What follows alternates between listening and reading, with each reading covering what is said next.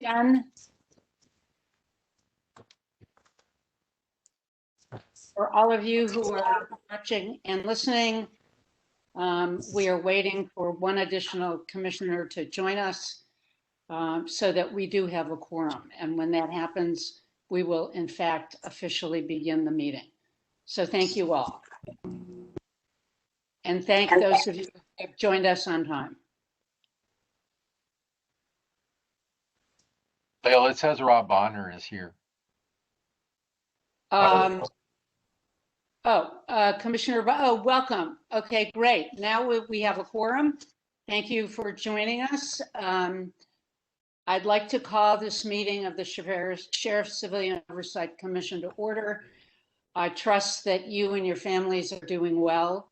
Before we begin, I would like, as has been my practice, to acknowledge the traditional territory of the Tongva people and extend our appreciation for the opportunity to live and learn in their territory. I also want to take this moment to recognize and acknowledge the incredible work that healthcare workers, family and friends who have helped get us through this terrible pandemic and have helped to keep us safe. In addition, I also want to recognize all of those in our community who have lost loved ones during this crisis. As we look forward to hopefully having in-person commission meetings sometime within the near future, I want to thank our incredible staff that has managed to do insurmountable work to get us through and to make these virtual meetings work. It gives me great pleasure, as I said, to welcome all of you to our May meeting. We, as we always seem to, have a full agenda with equally significant items for discussion. We will hear updates regarding COVID-19 distribution and vaccination efforts in LA County Jail, the implementation of body-worn cameras in LA County, and Measure R. You may also recall we were informed at our last meeting that Sheriff Villanueva agreed to join us today to discuss Deputy Clicks. And in fact, during last month's meeting, he agreed to join us. He will be with us at noon. Though we have many challenges and opportunities that lie ahead of us, I'm confident collectively that we will meet those challenges. Our next meeting will be Thursday, June 17th, and Commission Chair and Vice Chair nominations will take place then. We will take some time at our next meeting to talk about the requirements and expectations of our Commission officers. Ms. Williams, will you please take the roll?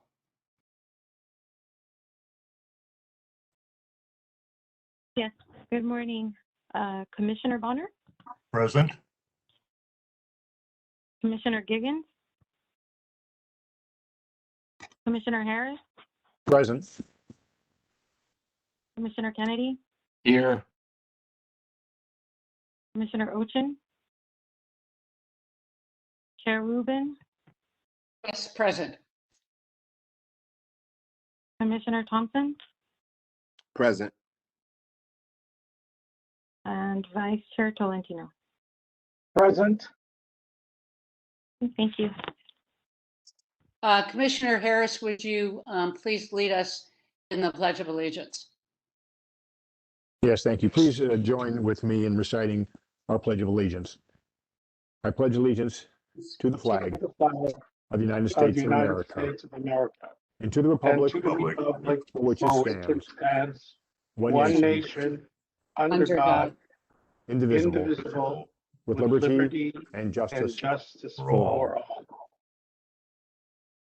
Thank you very much. As a reminder, if you want to provide a verbal public comment, either in English or in Spanish, you must log into WebEx. If you're calling in via telephone or watching the Facebook live stream, you will not be able to provide verbal comments. To join WebEx, visit coc.lacounty.gov, click on the link to register to join the meeting. When you register, you'll be able to select the agenda items you'd like to comment on. You may also raise your hand in the participant window or send a chat to the host to ensure you're in queue for verbal public comment. When providing public comment, please eliminate as much background noise as possible. Depending on the number of participants, we'll have either 1 or 2 minutes of public comment per person per agenda item.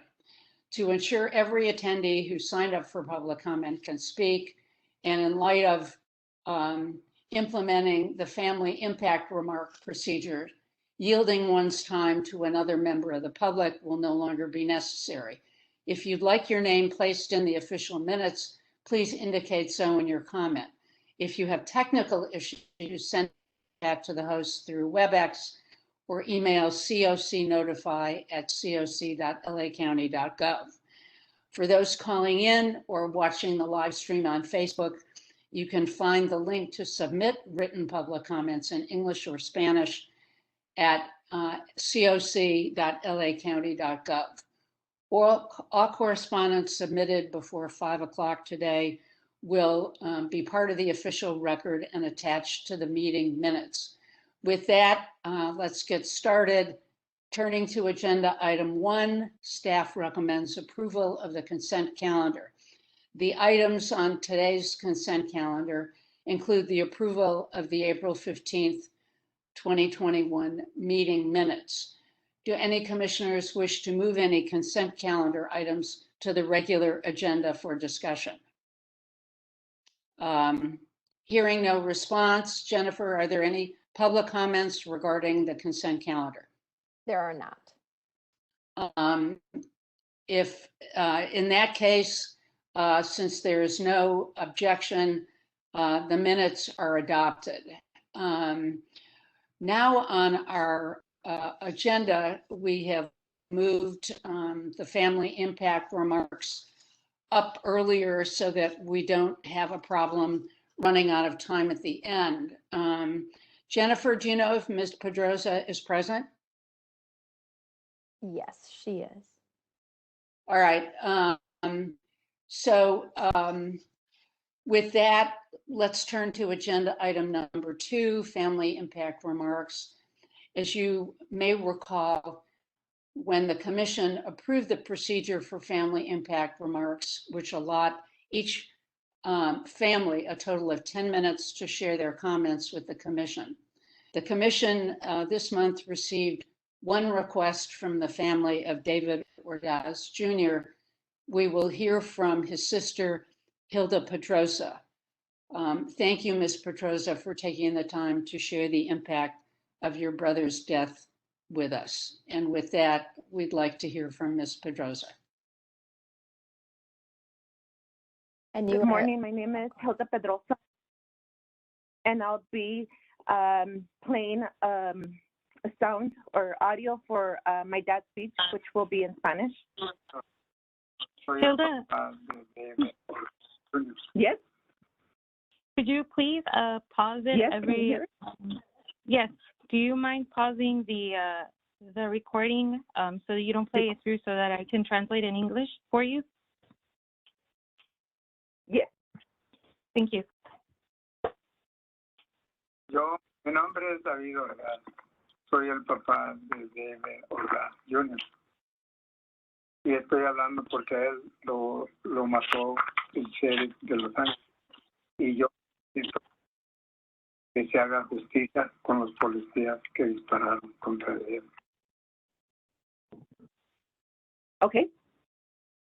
I didn't Do you catch want me your to- father's name, for a but long- he introduced himself and said that he is the father of David Ordaz Jr., who was killed by the sheriff's department, and that he is asking for justice, that justice be served on the people who, on the deputies who shot him. Porque lo mataron injustamente. No había motivo para que le hubieran tirado de balazos. Ellos tuvieron la chance de haberlo detenido sin haberlo lastimado. Pero no, ellos no se esperaron, ellos nomás llegaron y unos cuantos minutos allí que se tuvieron y luego llegaron otros y no sé cuáles, pero empezaron a disparar. Okay. Okay. Because they killed him and shot him. There was no reason for them to shoot him. They could have arrested him without shooting him. Yet they showed up, and afterwards other deputies showed up abruptly to the scene.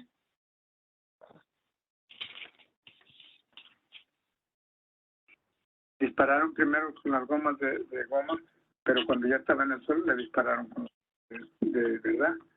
Entonces, yo quiero justicia para esos policías que lo mataron a él y quiero que les den lo que ellos se merecen, porque yo no creo que aunque ellos son policías tengan derecho de quitarle la vida a una persona inocente. Él no tenía pistola, él tenía un cuchillo, pero ese cuchillo no era tan peligroso, para que ellos no estaban en peligro con ese cuchillo que él traía, porque no les iba a hacer nada con eso. Además, ellos traían pistolas, él qué les iba a hacer con eso. Y él nunca intentó de hacerles daño a ellos. Nunca se fue eso en contra de ellos con el cuchillo. ¿Por qué lo balacearon? Okay. Thank you. He said they first shot him with rubber bullets. Then they proceeded to shoot him with real bullets, and there was really no reason for them to kill him. I want justice against the people who shot him. He had a knife at the time, but there was no threat, so there really wasn't a reason for them to kill him. I want justice for the deputies who shot my son and killed my son. Yo quiero que esos policías que tengan consecuencias de lo que hicieron, porque no es justo que ni siquiera a los padres que estábamos allí, ni a los niños que estaban, a los hermanos, todos los que estaban allí, no les importó tirar balazos allí, sin saber si alguna de las balas nos podría haber hecho daño a nosotros. Entonces, yo quiero que esos policías que los corran, que definitivamente ellos no pueden estar desempeñando ese lugar, que los corran. Y no porque yo estoy hablando aquí, que miraran el video. He said, I want them to have consequences for what they did. There were parents, there were children present, there were many people present, and they didn't seem to care that people were present and shot. Those bullets could have landed on any of the other people that were present, and for that, I want them to be fired because there was no reason to shoot and kill him without cause.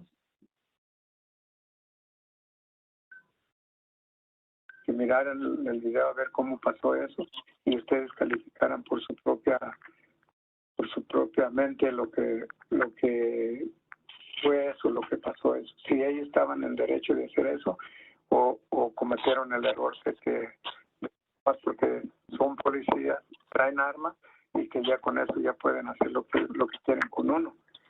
Nosotros llamamos a la policía para que viniera a ayudarnos con él, no porque vinieran a matarlo. Y eso va a suceder en otra ocasión, pues uno ya no llama a la policía porque ya no sabe uno cuál va a ser su reacción, que nos van a matar o nos van a ayudar. Nosotros estamos enfermos, nosotros no somos diabéticos y tenemos tantas enfermedades. Con este otro problema encima, ¿cómo nos quedamos nosotros? ¿Cómo estamos nosotros ahorita? Y no tenemos la ayuda de nadie. Yeah. I'd like you to view the footage and please judge for yourself. Just because they are officers with guns doesn't give them the right to shoot anyone. We called for help. We needed assistance with him, and we didn't get that. Had we known that he was going to get shot, we wouldn't have called. We, as parents, are sick. We both have diabetes, so you can imagine what we are going through right now. Thank you. Nos ayude o que alguien que pueda hacer algo, más porque nosotros no tenemos no seamos personas que tenemos dinero o que no podemos pagar a alguien que nos ayude. Por eso estamos buscando y les hablamos a ustedes cómo nos pueden ayudar, que nos den la idea o nos den los medios, cómo nos pueden ayudar, porque queremos justicia a esos policías. Que se haga lo justo, ellos deben de ser justos y la justicia yo pienso que debe ser para todos parejos. Sea quien sea, que pague lo que haga. Y yo creo que ellos tienen una consecuencia que pagar. Quiero que se haga lo que luego la justicia como. Please help us. We are people with money and don't have the means to hire someone to help us. So we are seeking to you for help.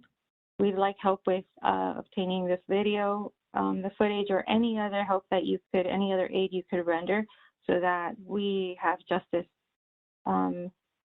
We want justice for what happened, especially for the officers that shot our son. We'd like for them to have consequences. Consequences should be across the board. They should be even and they should be for everyone. Que merece que hagan para ellos o para cualquier otra persona. Ahora yo lo que quiero es nomás que él me diga dónde, qué puedo hacer o cómo me pueden ayudar o qué es lo que puedo hacer yo. Es todo. Muchas gracias. And so justice should be across the board for everyone.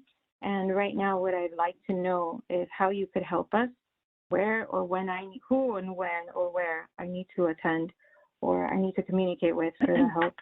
But right now, that's what I would like. I'm seeking help from all of you. So please let us know what you can do to help us. Thank you. His speech was about 4 minutes. I wanted to see if I could continue 6 minutes for myself. Yes, please do, Hilda. Okay. I'm the oldest sister of David Ordaz Jr. My brother was murdered and executed March 14 on the sidewalk in front of our family home, our home where children live along with our parents, all which in one way or another witnessed the terrible events of this day. David is the father of 3 beautiful children, 15, 10, and 9-year-olds. His biggest loves were his children and our dad. He had such respect and love for dad.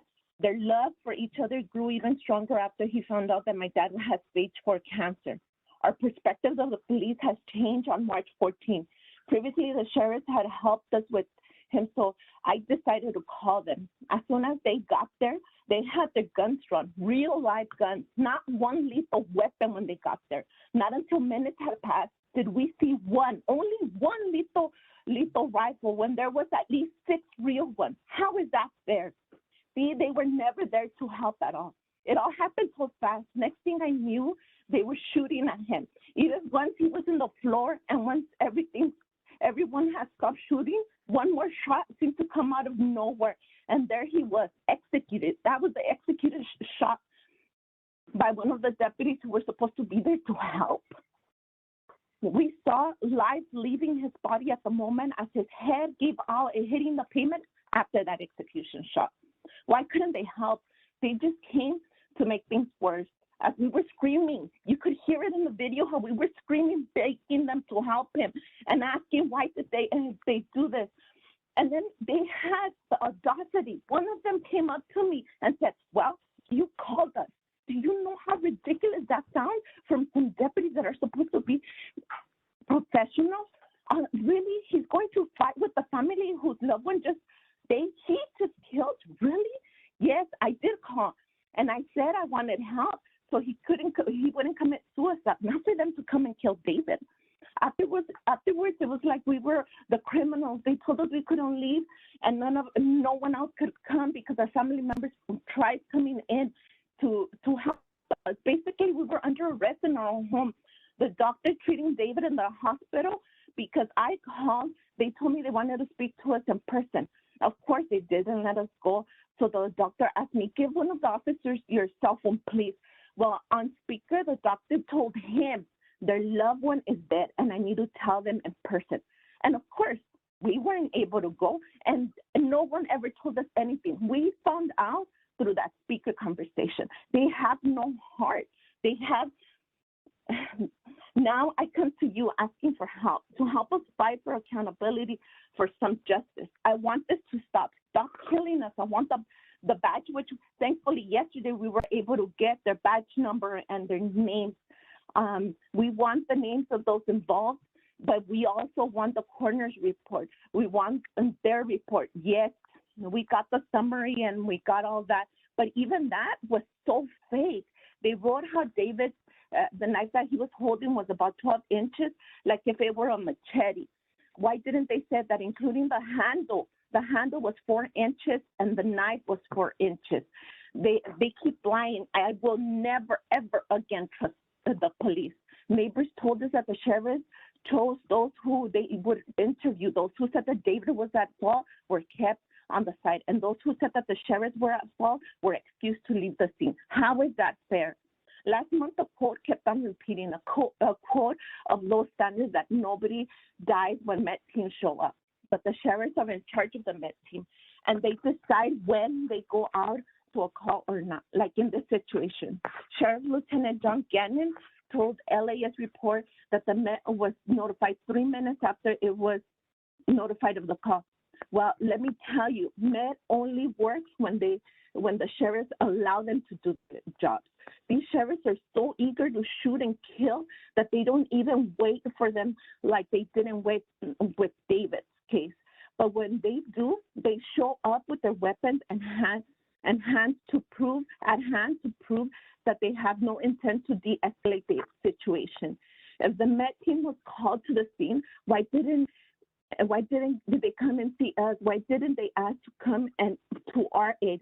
Everyone in the scene could hear and see how traumatized and distraught we were after witnessing their terrible way of helping. I myself have been trying to seek mental health. I feel depressed after this, anxious, and unable to work since then. And could you believe it that I have only had 2 therapy sessions? Our entire system is so messed up. I don't qualify for any services because I don't have Medi-Cal. My insurance isn't able to help me because my case needs to be referred out because my case is too severe.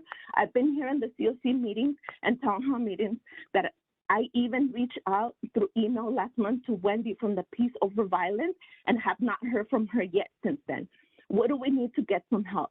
Do we need to wait until we want to kill ourselves and have no other options, or be in David's situation when he is asking others to help and end up murdering and executed?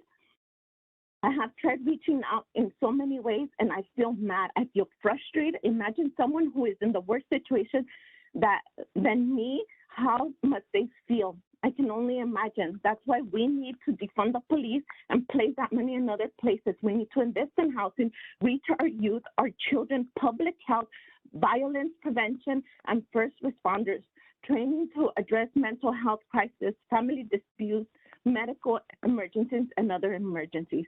Last month, Helen Jones, mother of John Horton, spoke and requested for you to help the impacted families, and I agree with her because I feel lost. I don't even know where to start. We need someone who can guide our families on what we can do and should do. I try to speak to victims assistance, but all they do is hand you a check like that can bring your loved one back. It's so ridiculous. I want this to stop. I don't want to hear about other families going through this. Instead, it seems this is happening to another family. Every time I see and hear about another person killed by them, it feels like it's happening to us all over again. Stop killing us. Ya basta. Thank you. Yes, Pedrosa, that was very moving and heartbreaking and wrenching, both from you and from your father. Mr. Williams, will you have a staff member reach out to Ms. Pedrosa and see what assistance the commission can provide to her family? There seems to be that there is much that can be done, certainly through victim assistance and other sources. So, Ms. Pedrosa, we're not going to let this go. Thank you very much for coming forward. Since we're not taking any action on the statements of Ms. Pedrosa and her father, there will not be any public comment. As a result, we move on to the next item, which is item 2B, discussion and update regarding COVID-19 in LA County jails. Since the onset of the pandemic, the Commission's Ad Hoc Committee on COVID-19 has monitored the Sheriff's Department's efforts to mitigate COVID-19 in the county jail facilities. Today, we will receive two updates, one from Dr. Sean Henderson from Correctional Health Services regarding the distribution of COVID-19 vaccines in the LA County jails. We also have Chief Sergio Aloma from the Sheriff's Department's Custody Division to discuss reopening of visitations at Century Regional Detention Facility and the plan to reopen visitations at other LA County jail facilities. There's Dr. Henderson, welcome. I saw Chief Aloma earlier. Dr. Henderson will first provide his comments, and then we will hear from Chief Aloma before we have any questions from the commissioners. Welcome, Dr. Henderson. Thank you. You can hear me all right, I hope? Yes. I hope you can hear me. Yes, go ahead. Good. Right, so as of today, we have a 7-day positivity rate amongst our inmates of 0.1%. We haven't had a case of COVID in the jail for the last week. So I know that's not what you invited me to tell you, but I just wanted to pass that on because that's really good news for all of the people that we take care of. In terms of vaccines, we have offered the vaccine to almost 21,000 individuals and who have been in and out of custody since we began in January. January. We've given 11,124 vaccines.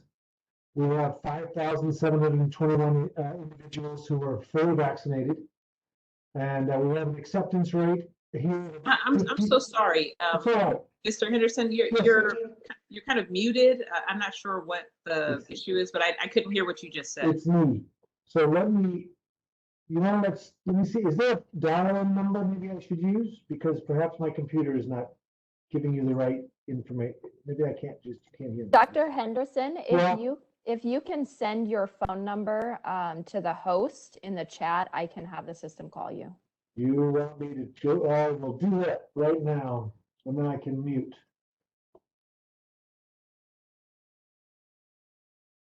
We're waiting for that to be taken care of. Commissioner O'Chen, thank you. I thought it was me, but I'm glad to hear that I wasn't the only one who had difficulty. Oh, that's me. Chief Aloma, you want to go ahead and tell us what is going on regarding reopening jail visitations, and then we'll circle back to Dr. Henderson and hope that we're able to hear him. Chief Aloma? Good morning. I'm here. Can you hear me? Welcome. Thank you. Thank you. Thank you. We appreciate the opportunity to speak to the commission today. As you mentioned, we have reopened visiting recently after a very long time where visiting was postponed due to the COVID-19 pandemic dating back to March of 2020. So we were happy to be able to offer families and their loved ones in our custody the opportunity to visit with one another. We began, as you mentioned earlier, at the Century Regional Detention Facility, the women's facility, and our staff and our partners at Correctional Health Services worked very hard to make that happen to coincide with Mother's Day weekend there at CRDF. We started, as I said, Mother's Day weekend, May 8th and 9th. We had 81 visitors that weekend. We then reopened visiting again this past weekend at CRDF. Our visitations almost doubled this past weekend. We had 171 visitors. The visitations went, we think, were a great success. They went very well. We had a few visitors that had to be canceled or turned away because they did not provide public health the requirements of having a proof of vaccination, negative COVID tests, or proof of a negative COVID test, or proof of recent COVID infection per, again, the public health guidelines. With the opening of CRDF this coming weekend, we are going to expand visiting there for the first time to 4 days. We're going to have visiting there this weekend, Friday, Saturday, Sunday, and Monday. This will allow us not only to accommodate more visits because it's been such a long time since loved ones have been able to visit their families there at CRDF, but also to allow us the opportunity to provide all the necessary COVID protocols of social distancing, as well as sanitation of the areas where the visiting is occurring. So it allow us more time to do those type of things. We've additionally used our social media platforms to advertise our visiting. Anyone with a loved one in our care or custody can go to our website at www.lasd.org to see the visiting guidelines and also schedule their visits. And as you mentioned earlier, we plan on expanding our visitations to our men's facilities the first weekend of June, and then continuing just in time for Father's Day weekend, that second weekend. We, assuming that there aren't any changes in infection rates within the County of Los Angeles, we anticipate that to happen for the men's facilities in June, as I said. I'm happy to answer any of your questions. Thank you. I think we'll wait until we hear from Dr. Henderson. How about now? Is that better? I understand. Yes, go ahead. Thank you. All right. So vaccinations, we have offered the vaccine to 20,700 people. We have given 11,124 vaccines. We have 5,721 people who are fully vaccinated, which means they've received either both of the Moderna vaccines, both of the Pfizer vaccines, or one of the J&J, and 14 days have gone by. And we have an acceptance rate of about 54%. It's diminishing as it is in the community.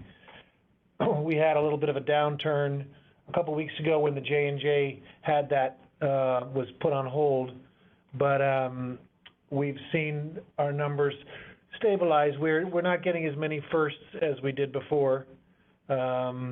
We've now shifted our attention from mass vaccination to the inmate reception center, trying to get individuals as they arrive vaccinated as quickly as possible, because as I'm sure you all are aware, in many cases their time with us is limited, and that's a good thing, but we want to be able to offer the service as close to the front door as possible so that we can, maximize our ability to get people vaccinated.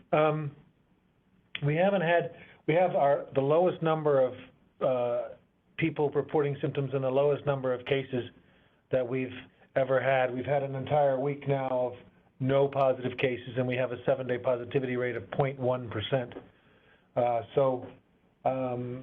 In conjunction with our custody colleagues, we're doing our very best to keep everyone here safe and get them the vaccine.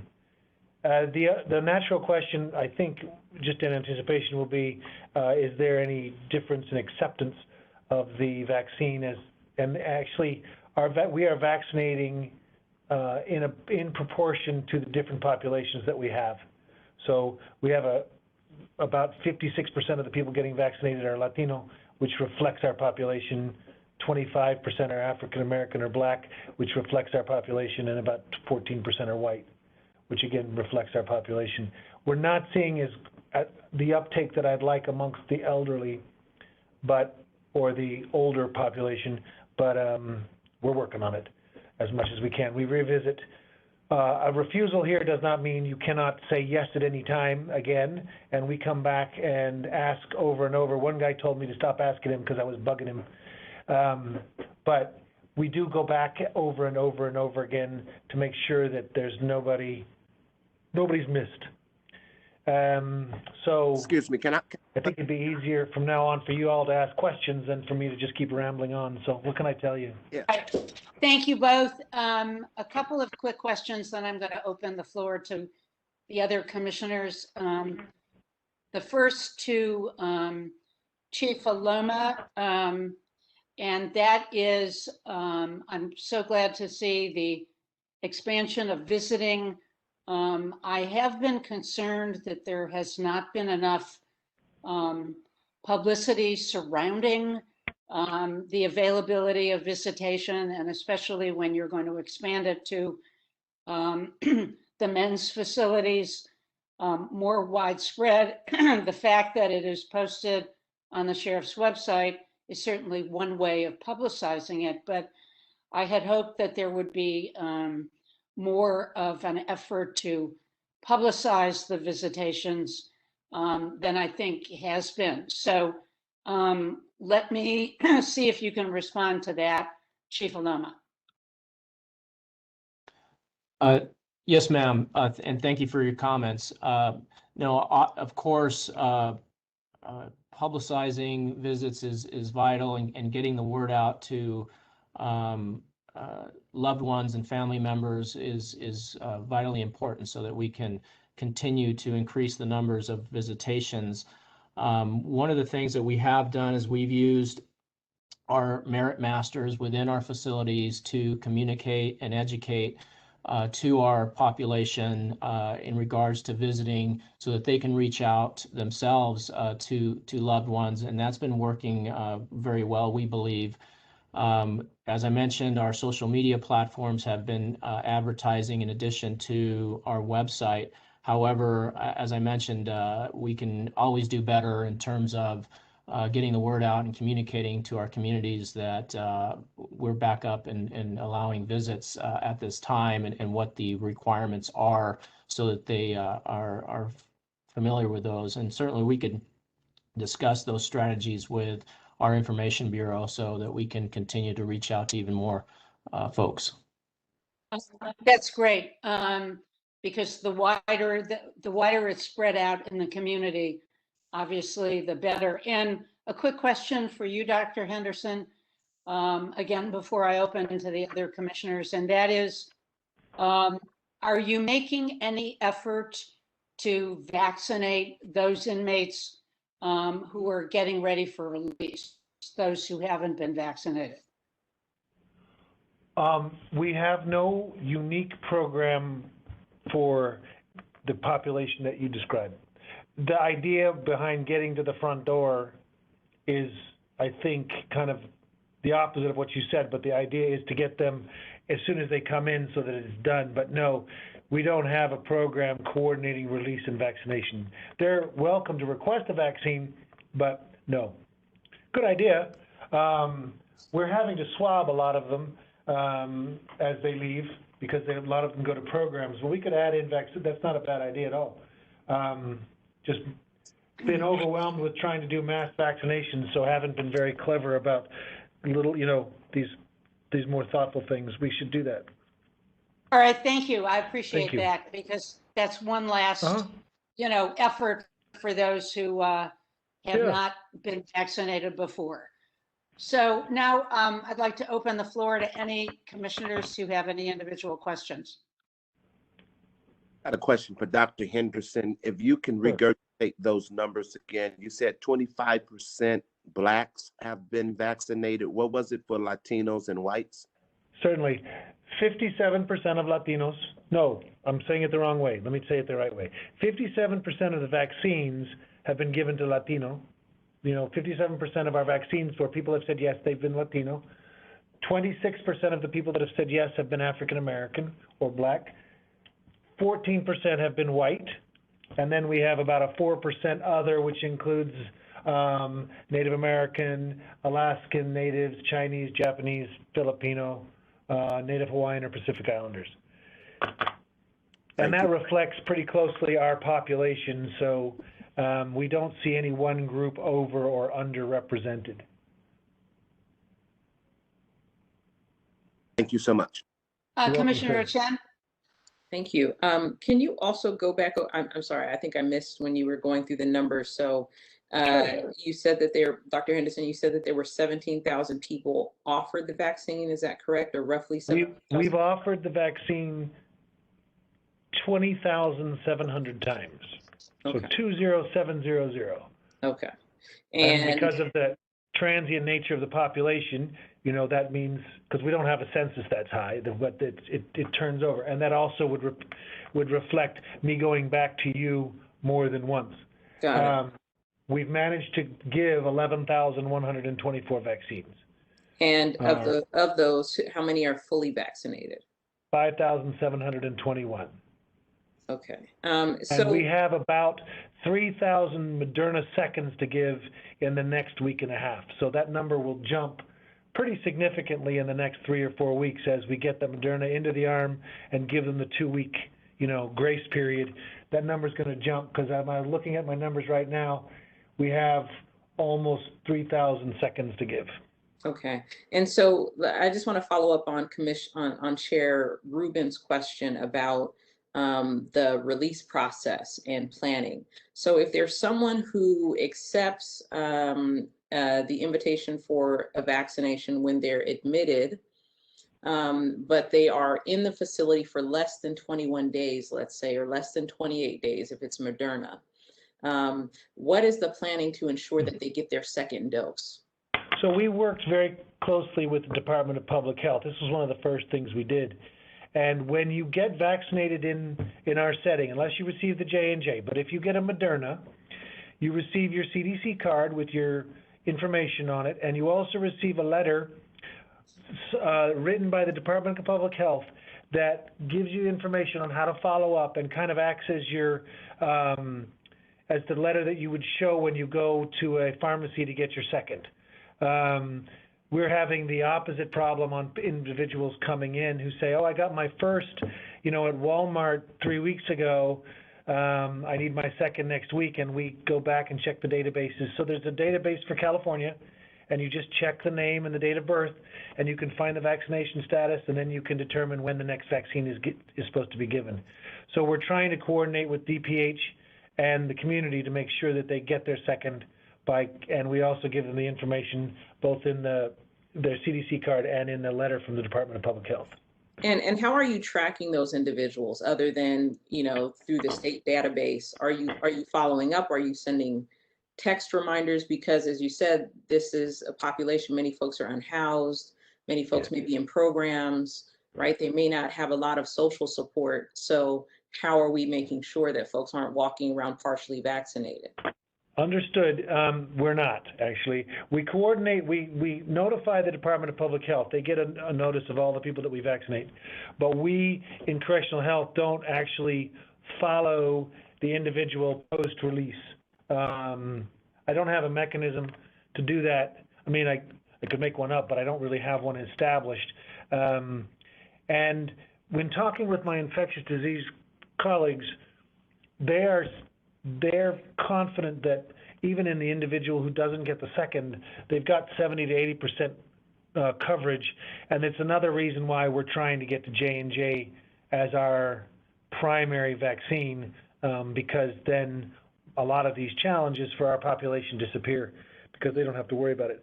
But your point's well taken, and it is a little bit of a hole in the system. I just don't have any way of tracking them post-release. Got it. And I just have I think maybe my last question, and this may be for Mr. Aloma or you, Dr. Henderson, I'm not sure, but I'm wondering if you could also talk about the custody staff. Are you tracking vaccination and positivity rates, COVID positive results from folks who are working in the facilities? We track. And if so, what are those numbers? Well, the numbers are on the public website, and you know, because it's been not such a big deal lately, I haven't checked them recently, but we do follow both the custody and the correctional health staff positivity rates, conversion rates, and vaccinations rates. The vaccinations, because it's an emergency use authorization medication, the Department of Health Services has not mandated that you have to tell them if you're vaccinated or not, because it would involve consent and it's HIPAA, and we can't mandate it like the flu vaccine, right? Because it's still under EUA. But we've highly encouraged it. We've made it available. I know custody was here with their folks making it available also. So we did a vaccination campaign for our front-facing custody staff, and then the Sheriff's Department did another vaccination program for the rest of the staff, where it's available for all the correctional health staff people. And as far as I know, we haven't had very many people that have been out sick in the last month or two. Certainly nobody in hospital that I can think of. I know that there's a public website, and maybe the chief knows where that is, where they publish the number of folks that are sick. Chief, is that on your website? Yes, it certainly is. Our employee numbers are available on the Sheriff's Department's public website. And I can say that department-wide, our numbers, just as reflected in the overall community, are significantly on the decline. That's good. Thank you. You're welcome. Thank you. Good questions. Commissioner Harris, and then I think Vice Chair Tolentino had questions. Commissioner Harris. Thank you. Chief Aloma, you used the term merit masters. I'm not familiar with that. What are the merit masters? How does that work? Yes, thank you. So the Merit Masters are a program that we have here in our county facilities. Those are individuals in our custody that go through our education-based incarceration program, and they go through the educational process, and the Merit Masters program has been utilized throughout this pandemic as we get the word out to our population that, for example, visiting is reopened, so that they can educate those in our custody as to what the requirements are for their loved ones to come and visit. You know, as was mentioned earlier, getting the word out is obviously very important. It's vital so that we can increase our visiting. And we felt that that was one strategy that would really be effective, and that having our Merit Masters communicate those things to those in our custody, so that they can then reach out themselves to family members, so that they could explain all the different guidelines that are required for visits. So they've been extremely helpful in that regard. Great. Thank you very much. Commissioner Tolentino. Yes, Dr. Sheldon, what is the vaccine acceptance rate at the Inmate Reception Center? It varies day to day. It's like the rest of the community. It's been somewhere between 30 and 50%. We had a good day last week where it was 75%, and then we have the occasional bad day where no one's in the mood for a vaccine and it's down in the 30s. You know, I think it has to do with kind of what's in the news lately. And we're hearing about, you know, it's getting safer and safer, and so the urgency for the vaccine has certainly fallen in our patient population, just like it has in the community. You mentioned that you do follow-up, so is there like a policy as to asking them a second time, third time, whether they want to be vaccinated or not?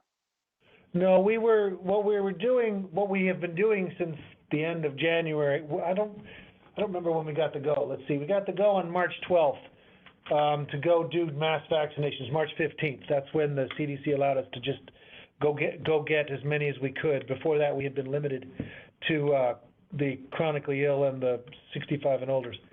And what we do is we just make a circuit throughout the different facilities. So we go visit the 9,000 floor, the 8,000 floor, the 7,000 floor, and then circle back about 2 weeks later and visit again, and then circle back again and visit again. So we're just circling through the facilities, trying to revisit places over and over again. And we also get information from our custody colleagues and actually from the patients themselves, you know, like, hey, I've been 9,000 and there's 10 guys up there who are new, they really want to get the vaccine. Well, then we'll make a special effort to get up there and get them. But no, there's no policy to revisit the individuals because the record keeping is impossible with thousands of patients.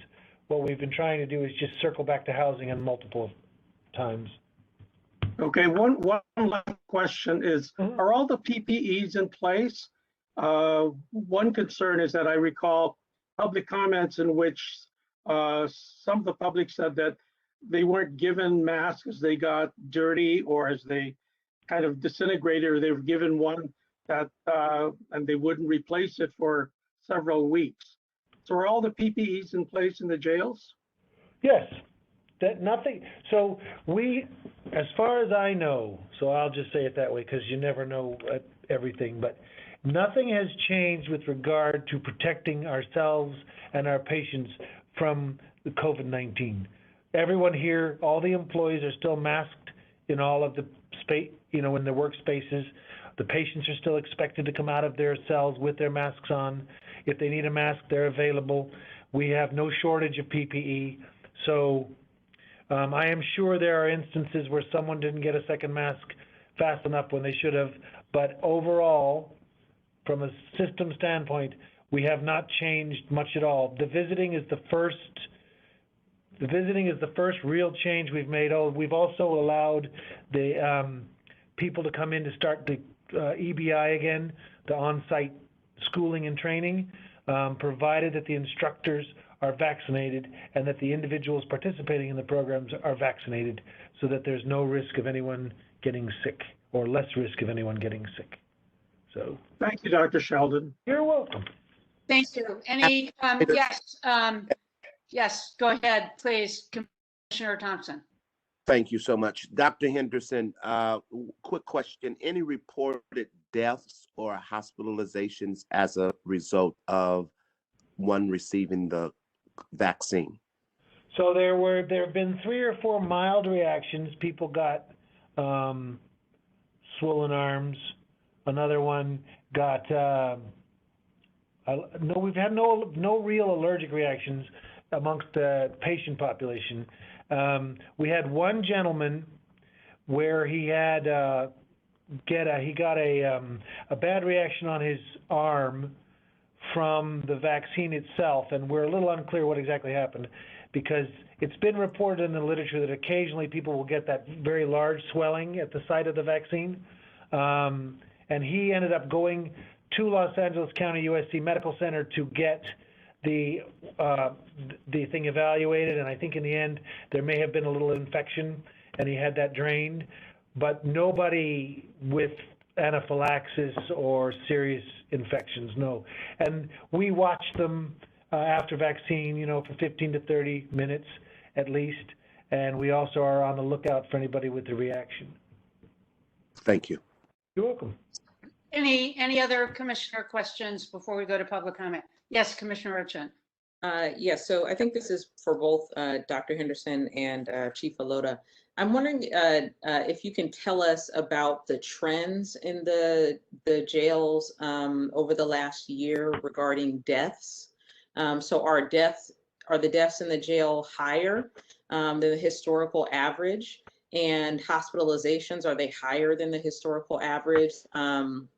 And if you have this information, requests to be seen by or evaluated by the medical staff, is that higher than usual? So I'm wondering if you can answer either Chief Alota or Dr. Henderson, if you could answer that question. So that's my first. So hospitalizations, deaths, requests for medical support, are they consistent with the historical average? Are they higher? And if so, by how much? So that's my first question, and then I have just one more. So the requests for care have not gone up, but remember our population has dropped from where it was pre-pandemic. We have a higher number of mental health patients here, and so the intensity of our service hasn't really decreased. I don't think, in fact, our transports to hospital via 911 are continuing to fall as we do more and more service here within the facilities. And I don't think our hospitalization rate has markedly changed. You know, I mean, we all will admit that our mortality rate in the last 18 months did go up because we had 13 deaths from COVID, which we typically would not have. So you can add those 13 deaths to our usual mortality rate, and then the answer to your first question is yes, they have gone up because we lost 13 people that we normally, you know, wouldn't have lost. And so that's just a reality of the pandemic. Yes, we did unfortunately lose a few people that we otherwise would not have. Well, I'm not just asking about COVID, you know, confirmed deaths. I'm asking about deaths overall. So I'm wondering. Correct. But if you look at our mortality rate, if you just look at a total, if you look at the total number of deaths per annum, last year and this year will be higher than 2019 because we have the additional burden of COVID. If you take the COVID out, is the mortality rate markedly different? No. Okay. And can you give us the detailed sort of data on that, just so that we have a clear sense of what you're describing, if possible? You mean our mortality rate? Yes, over the last, say, 3 years or 5. Okay, I'd have to, I'd have to collect it because it's not sitting in front of me. I didn't anticipate having this conversation. I don't mind. I can collect it for y'all, but I don't have it in front of me. Yeah, that's fine. Right. And then my last question, I think, is for Chief Alota. I believe that many of the programs that occur in the jails, like education-based incarceration-based education. I'm not sure what the acronym is, but things of that sort are funded by the Inmate Welfare Fund. Or in part, I believe. You can correct me if I'm wrong there. Obviously, these programs have not been occurring over the last year yet. Folks in the facilities continue to buy things from commissary and so forth, and so funds continue to be contributed to the Inmate Welfare Fund. So I'm wondering if you can comment on what is being done with those funds, given that they have not been spent in the way that they traditionally are. I believe that the standard is that something like 51% of inmate welfare funds have to go to programming that benefits folks inside. The other 49% can be used for operations and so forth. If that's correct, can you provide us with some insight about how those monies were spent, given that there was very little programming in the jails this year due to COVID, or how they will be spent going forward? Yes, thank you. I don't have specific data to share with you in front of me right now. I can share that certainly with you later. However, I can say that, as you mentioned, EBI, or education-based incarceration, has continued to a degree.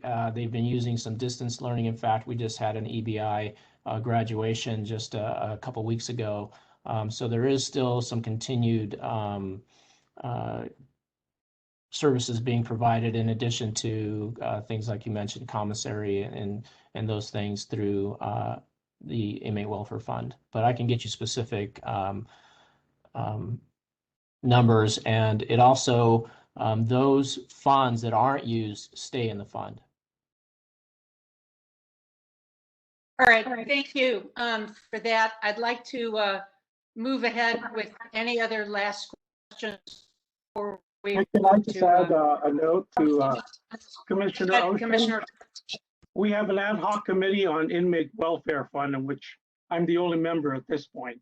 But yes, I think what we'll do is we'll kind of resuscitate and try and get the answers to your questions. And Commissioner Tolentino, if you want company, Chair Rubin is okay with it, I'd be happy to join you. You're more than welcome. That would be great. Thank you. Yes, go ahead. All right, I want to see if there are any last questions, and let's go to public comments so we can move ahead. Jennifer? Sure, we have 4 individuals signed up for public comment. The first comment will come from Ellen Geezy. Ellen, you're unmuted. Please go ahead with your comment. Can Hi, I thank make you. the Spanish?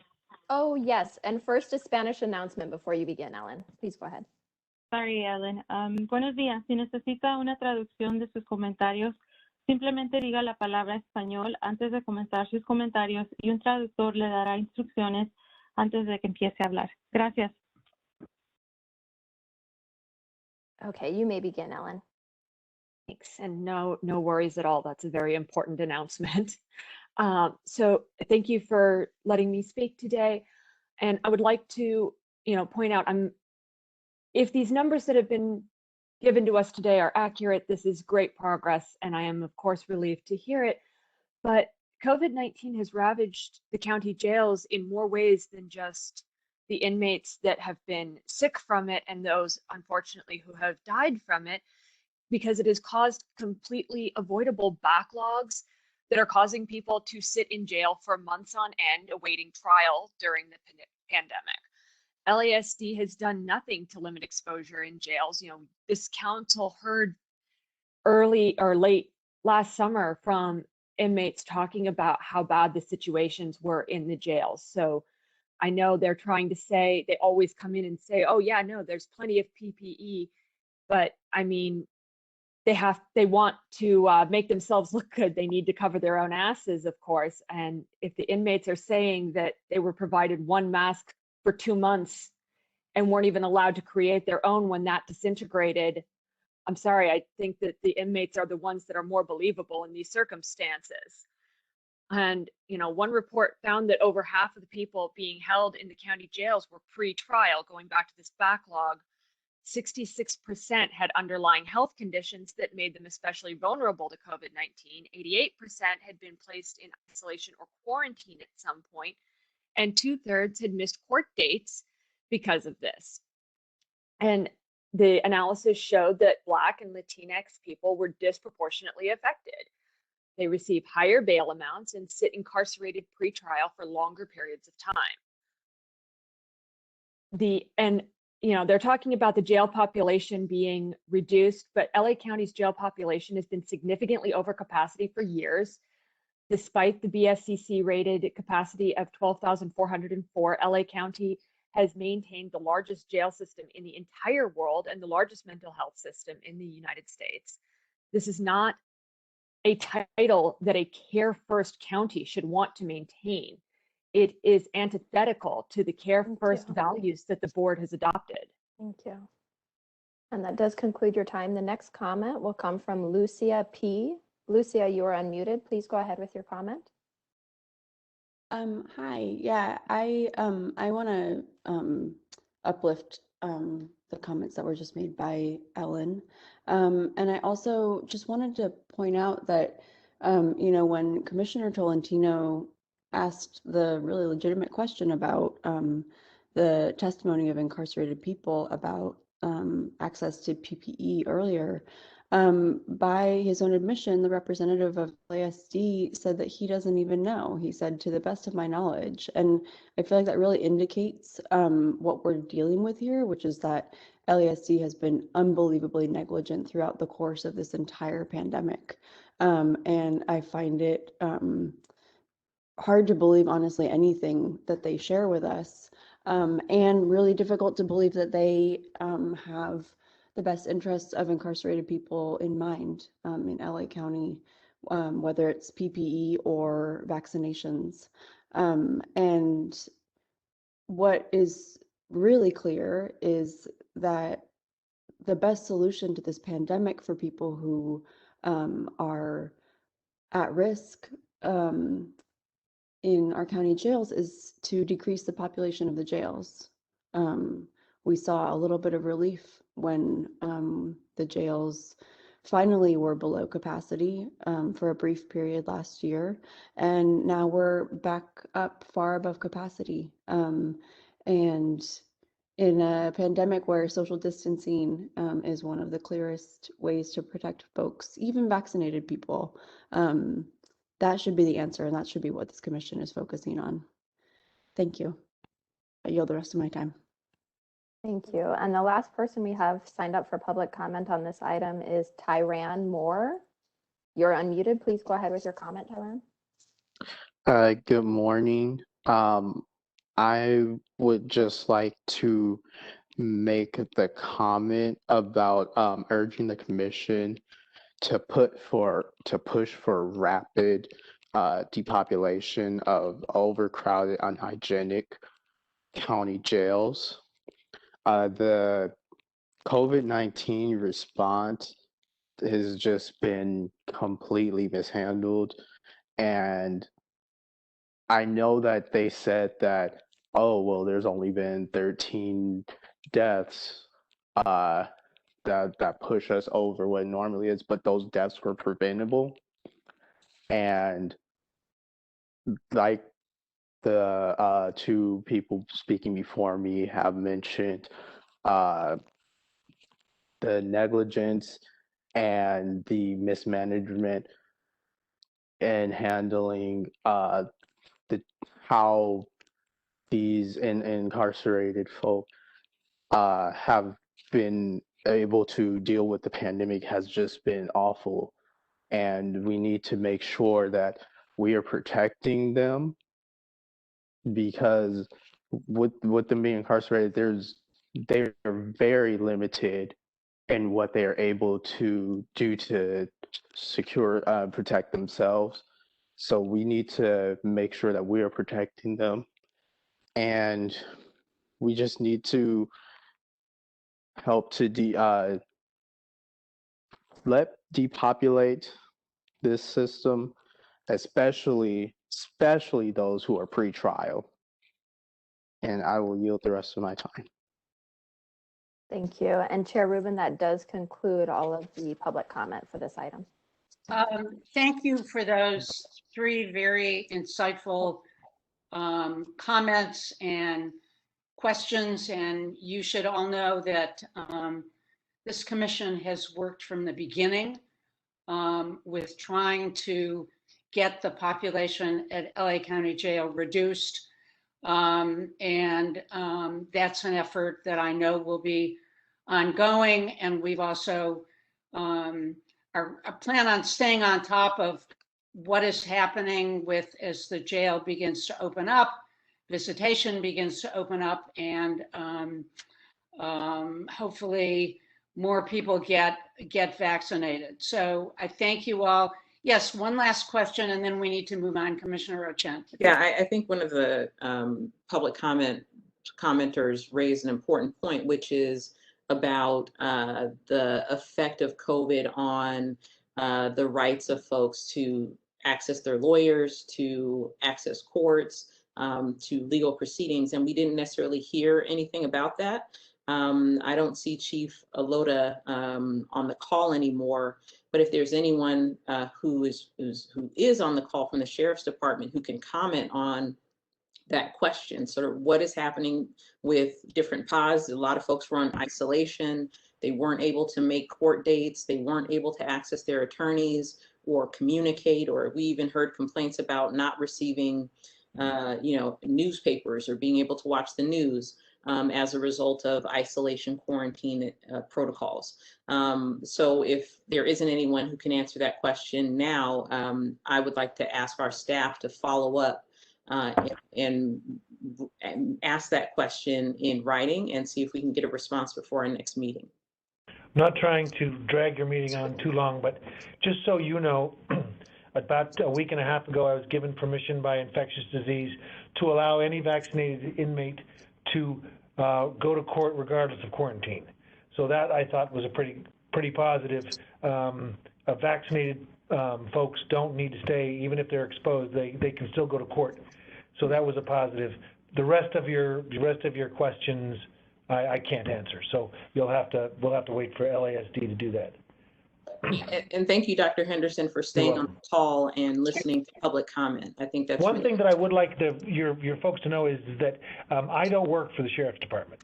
So when I say it's to the best of my knowledge, it's because I'm the healthcare staff that works for the Department of Health Services, and I am not beholden to the Sheriff's Department. I am independent, and we work closely together, but we're separate entities. Good point to make. Thank you. Oh, thanks very much for that. And I think that it is, I would ask staff to follow up on that. That's certainly an issue that has been raised before. One, Commissioner Kennedy has talked to us about, and we need to have some update as to what is going on now that the courts are beginning to open. So thank you for that. And at this point, I would like to move to agenda item 2C, which is a report from the Office of Inspector General on the implementation of body-worn cameras. You may remember that at the last meeting, the OIG was scheduled to present their fourth report back on the implementation of body-worn cameras. Unfortunately, because as we have a habit of doing, we ran out of time, Chief Deputy Dara Williams was unable to present the OIG's report. I'm happy to announce she's back with us to present the findings of that report. And also we have asked her to briefly discuss the disclosure that we learned about body-worn cameras footage by the Sheriff's Department and whether that footage should be edited, as we've heard from family members. That's an issue that has caused great concern, and we would like the OIG to address that. So welcome, Ms. Williams. Please go ahead. Thank you. I do have a PowerPoint presentation that Ms. Osborne is going to assist me with. So this concerns obviously the rollout of body-worn cameras as well as the policies of the Sheriff's Department and touches on the law of the critical incident releases. So if we could go to the next slide. As of now, 11 stations have been deployed with body-worn cameras. That may be a little bit different now because there were cameras that were supposed to be deployed in the months of April and May. So we're working on getting an update as to what additional stations have been deployed. In the initial rollout, there was one station in each of the 5 supervisorial districts in order to blanket the county, so to speak, with body-worn cameras in the initial stages. About 1,600 deputies have been assigned a camera, which means that they are equipped to wear that during their patrol shifts. And there's an additional 766 deputies or staff who've been trained on the management system, which is known as evidence.com. That's a cloud-based system that stores all of the body-worn cameras. Infrastructure upgrades are necessary. There needed to be bandwidth updates with Spectrum in order to store all the video and be able to upload and view it. And the goal is to have the remaining stations deployed fully by August of this year. Next slide. With regard to the policy, which is obviously our main focus, we are concerned about rolling them out, but we're also concerned about the policies. The policy grants too much discretion to the user in deciding when to activate the camera. There's no policy that says you must activate the camera with every encounter that you have with a member of the public during every arrest. So there is some discretion there, and that's a cause for concern. The other concern that we have is that the policy allows for pre-statement or pre-report viewing of body-worn camera video. So in any encounter, if there's an arrest made or a report written, the deputy can view the body-worn camera video prior to writing that report. There's somewhat of an exception to that, which is that on category 3 uses of force, which include deputy involved shootings, they have to wait for the okay from the authorized detective from the Internal Affairs Bureau or the homicide detective. But in all instances, the homicide detective or the Internal Affairs Bureau can allow them to watch the video prior to making a statement. And that is a cause for concern because based on the way the Sheriff's Department has handled these things and based on the policy, it's our expectation that they will always be able to view that prior to making their statement. Next slide, please. The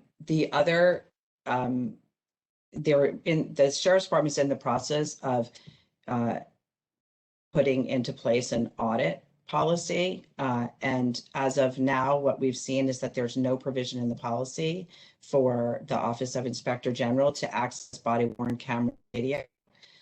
We have asked for access to evidence.com in order to be able to view and audit the videos. We do not have that access. It's a simple thing to give us. The District Attorney's Office for cases has access to it, and the Public Defender's Office and alternate Public Defender's Office and Defense Counsel can be given access on a case-by-case basis. So there's no reason that the Office of Inspector General can't be given access to that information and to that website.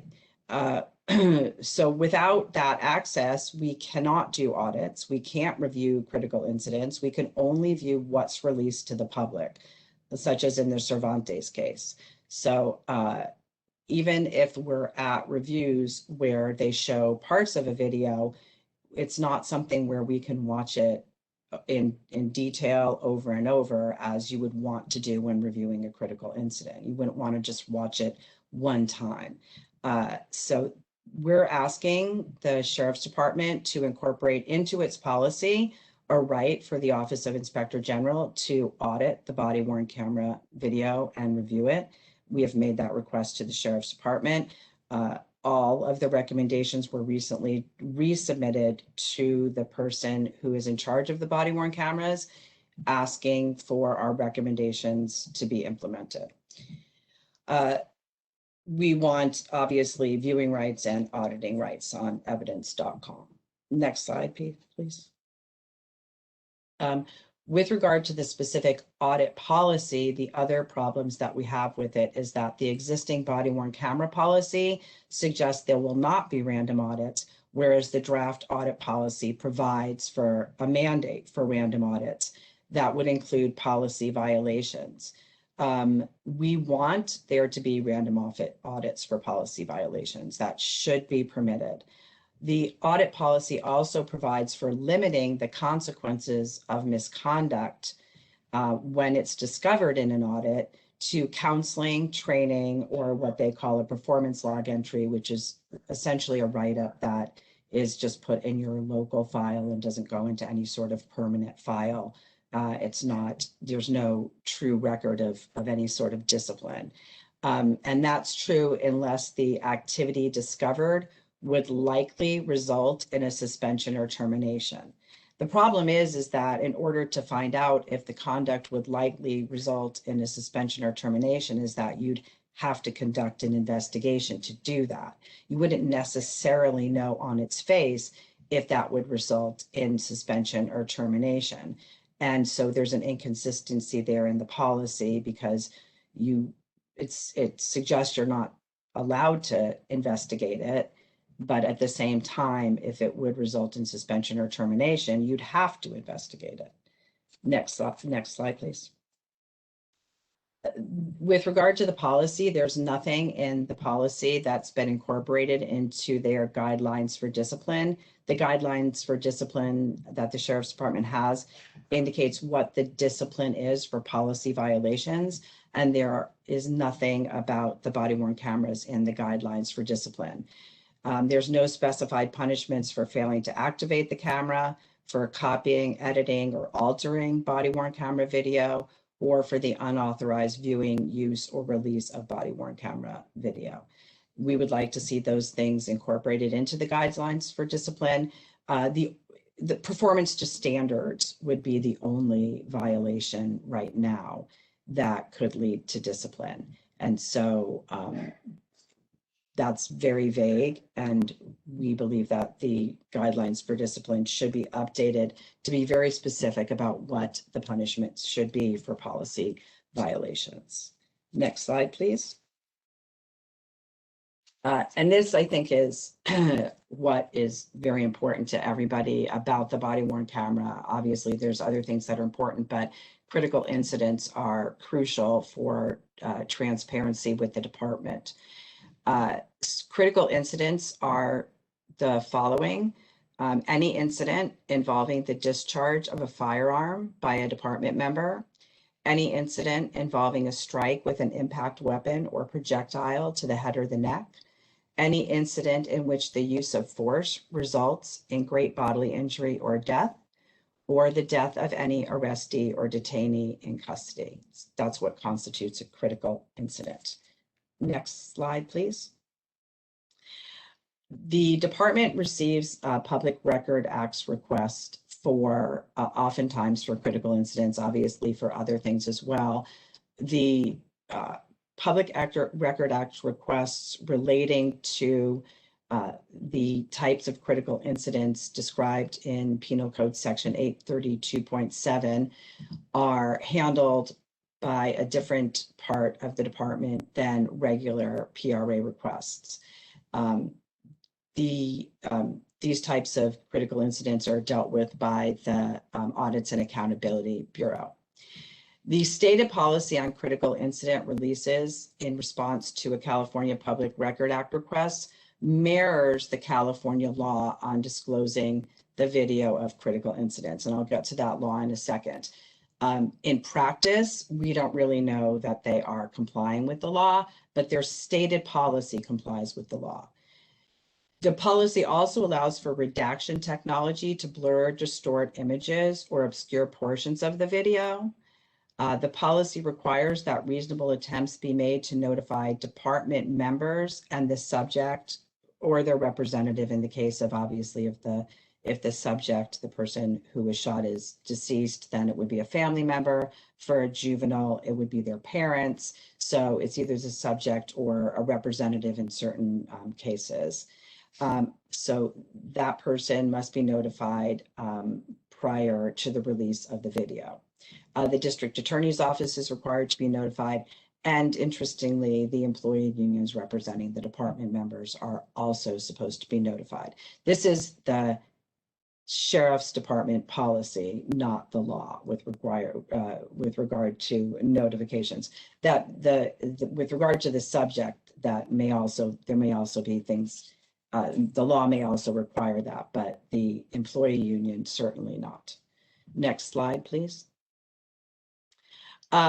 With regard to critical incidents, the release of those critical incidents is governed by Government Code Section 6254, which prohibits the delay in disclosing the recording relating to a critical incident to 45 days.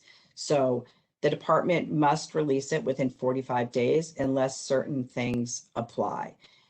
With regard to the 45 days, even within that 45 days, if a request for that recording is made, the department is supposed to indicate to the requester that it's not being released for the 45 days because that disclosure would interfere with an active criminal or administrative investigation. But they do have 45 days to release that. For any delay over 45 days and up to 1 year, the agency must demonstrate that disclosure would substantially interfere with an active criminal or administrative investigation. For a delay longer than 1 year, then they must make that showing by clear and convincing evidence. So we know that requests have been made to the department. We know that there's a lawsuit by the ACLU against the department with regard to Public Record Act's request, but we don't know necessarily what showings have been made to the agencies asking for the video or the circumstances surrounding the incident. Next slide, please.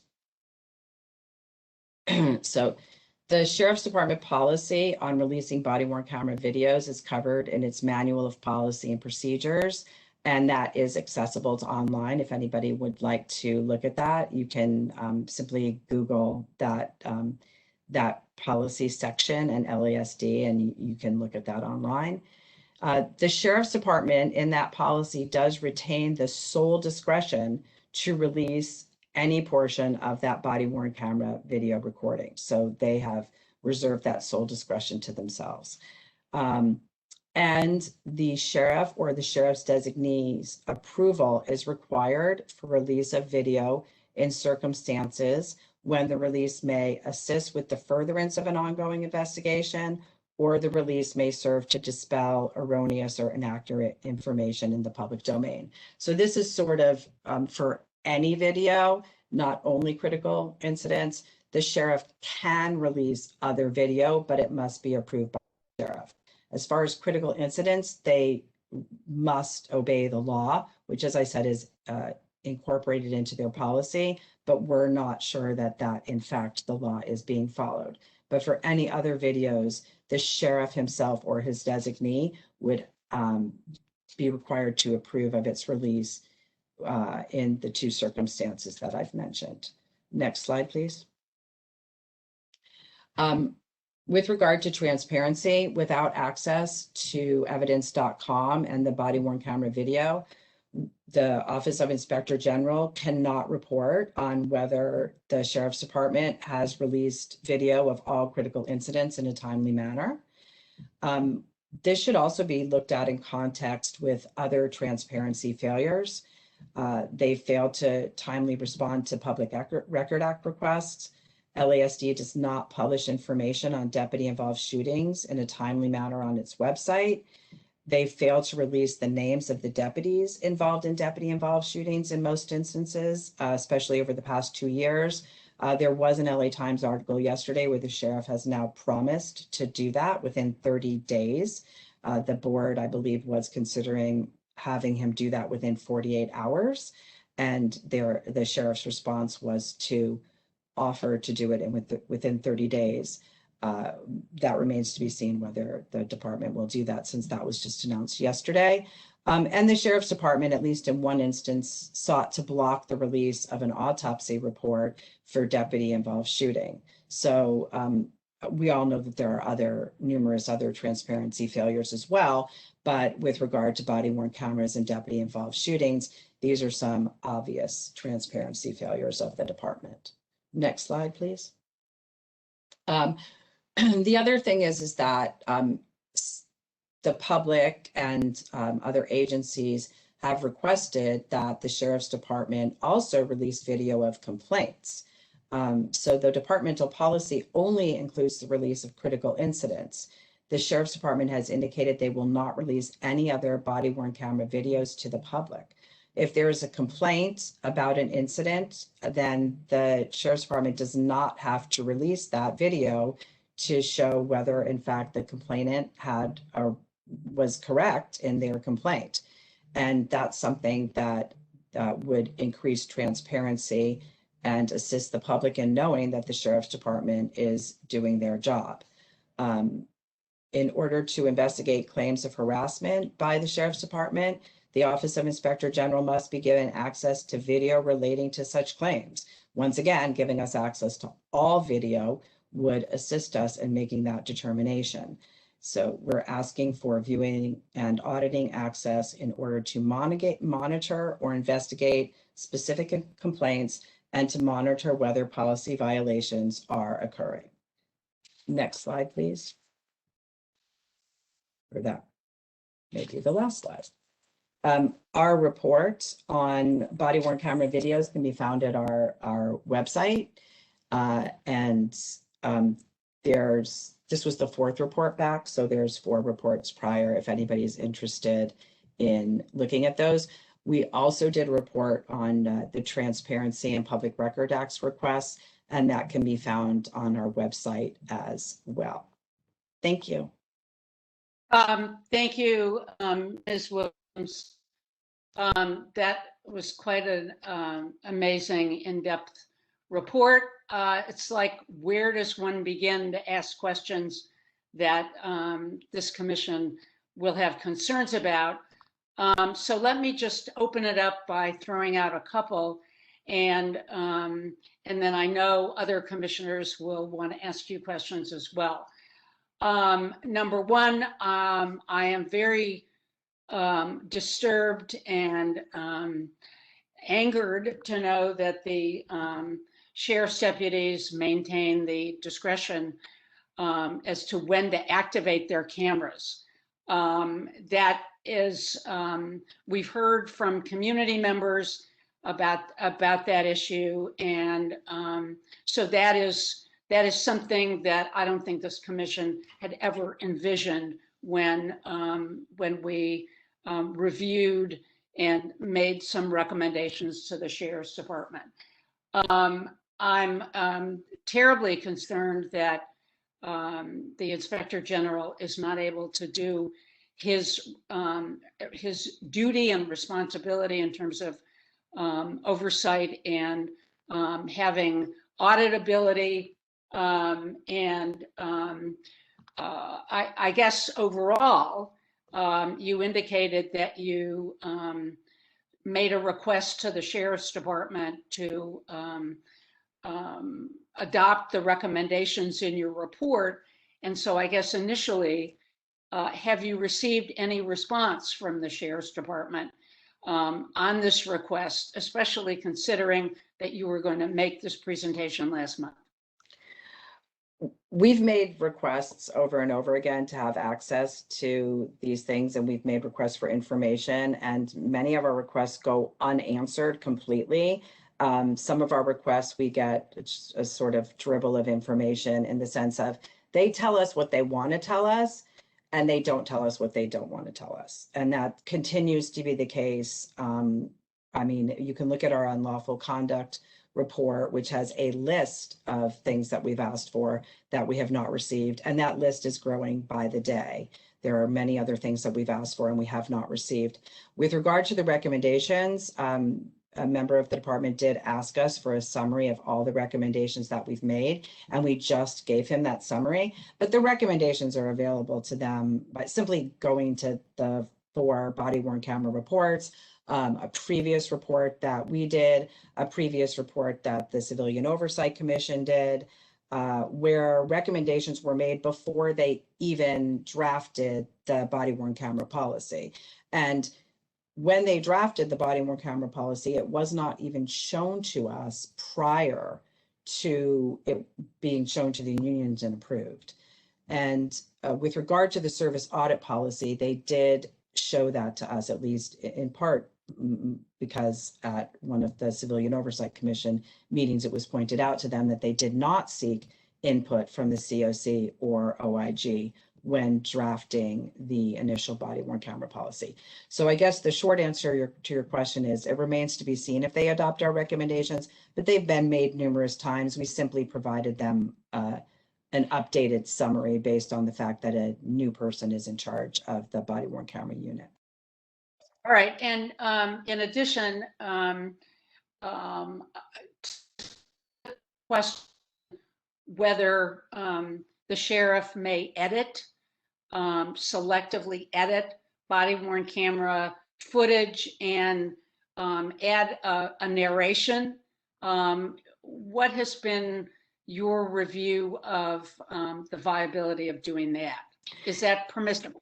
Well, I don't think the law necessarily states whether when you release it to the public, you can make it seem very theatrical, as we've seen. And there was recently an article about a company that actually does that. I believe the Sheriff's Department does it themselves and for their videos. I don't think the legislature intended for it to be a theatrical production. I think the legislature intended it for it to be the raw footage, but I don't know that the law speaks to that directly. However, I mean, for transparency purposes, they should be releasing the raw video, even if they want to have some sort of introduction to it or some sort of one-sided explanation to it. They should be releasing the raw video. That's how I would interpret the law, but there's no court case with regard to whether it's permissible or not. All right, thank you. We have a number of commissioners who have questions. First, Commissioner Harris, then Commissioner Kennedy, and then Commissioner Bonner. Commissioner Harris. Yes, thank you, Commissioner Rubin. And I share all the concerns you have just raised. The OIG clearly has got to have access. This is just inexcusable that you don't have access. But my specific question is, you did notice a couple of them, you did note that you said the investigator or the homicide detective would grant authorization for a deputy to view a body-worn camera segment prior to writing a report. Is that the investigator or is that the homicide or internal affairs bureau lieutenant? It would be the lieutenant. It should be the lieutenant for IAB, or it should be the homicide investigator if it's a fatal use of force or a hit shooting. Okay, so they did make it, they made the distinction for internal affairs, but they did not indicate that it was the homicide lieutenant that would give approval for I would have to camera viewing. look at the policy. I believe it said homicide investigator, but I can actually try to pull it up on my screen. Okay, that does, I just questioned that. So thank you very much. And who is now in charge of the body worn camera program?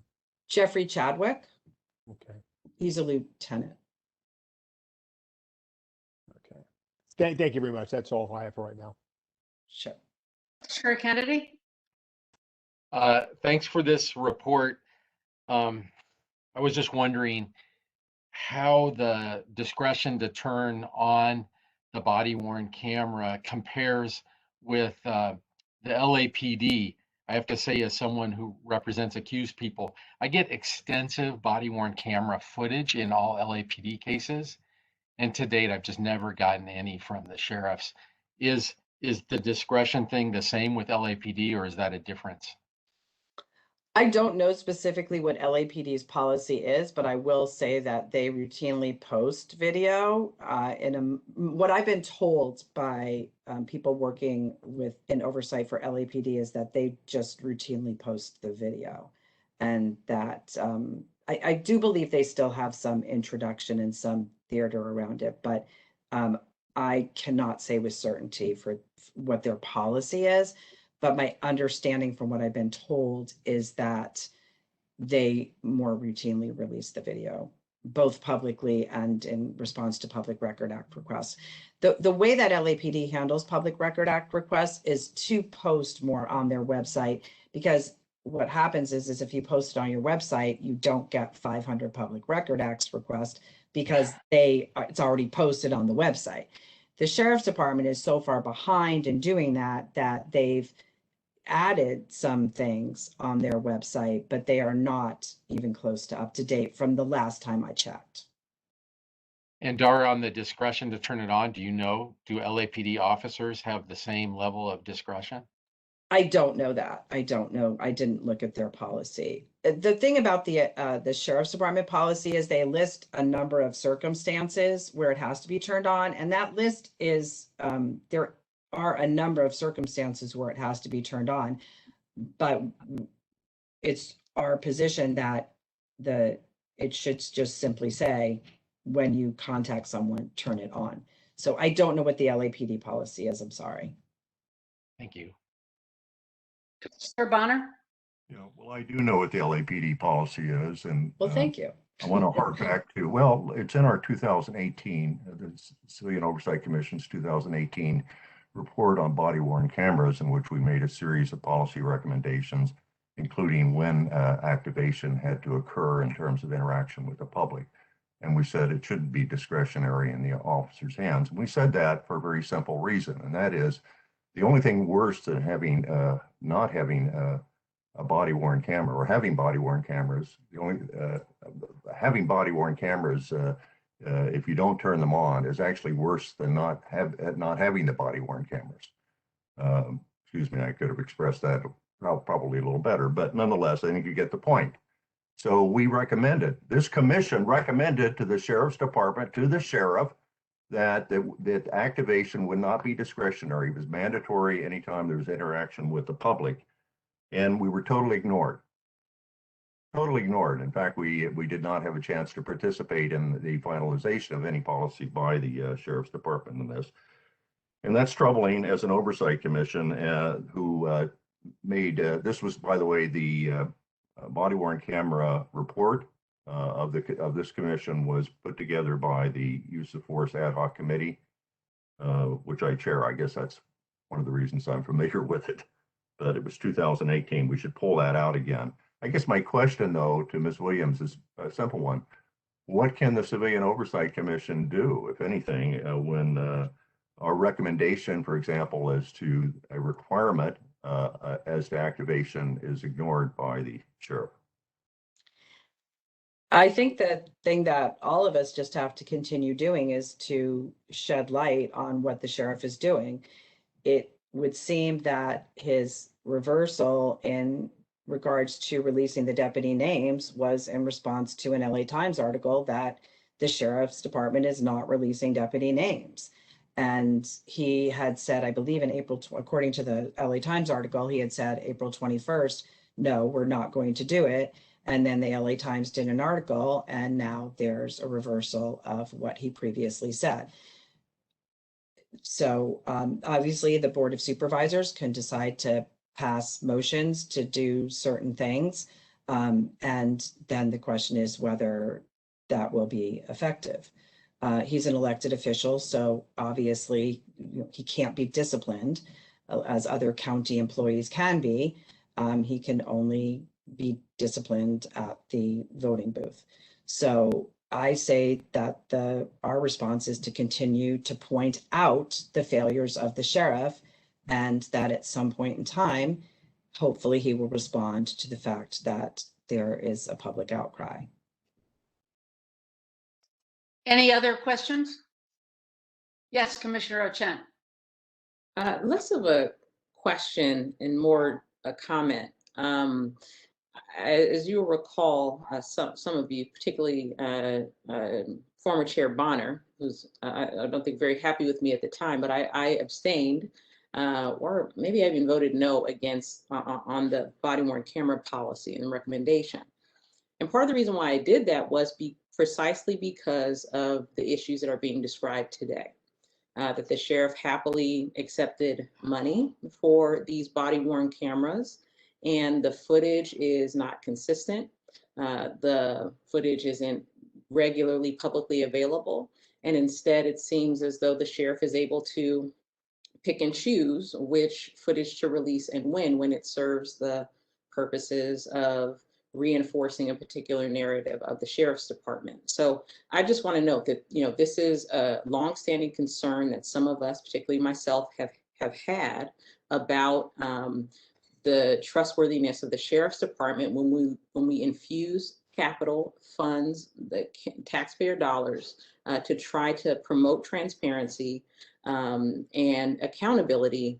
The sheriff subverts those efforts at every turn. And so now the sheriff, for example, has come back asking for money to try to implement some of the Public Records Act statutes that have been passed by the legislature regarding misconduct and so forth. And again, I just raise questions about whether the sheriff can be trusted to do this kind of transparency, accountability work, whether it's the body-worn cameras or disclosure of information about certain kinds of deputy misconduct. So it's a comment. I appreciate the OIG and the work that they're doing to monitor the rollout of body-worn cameras, and I hope that I'm wrong.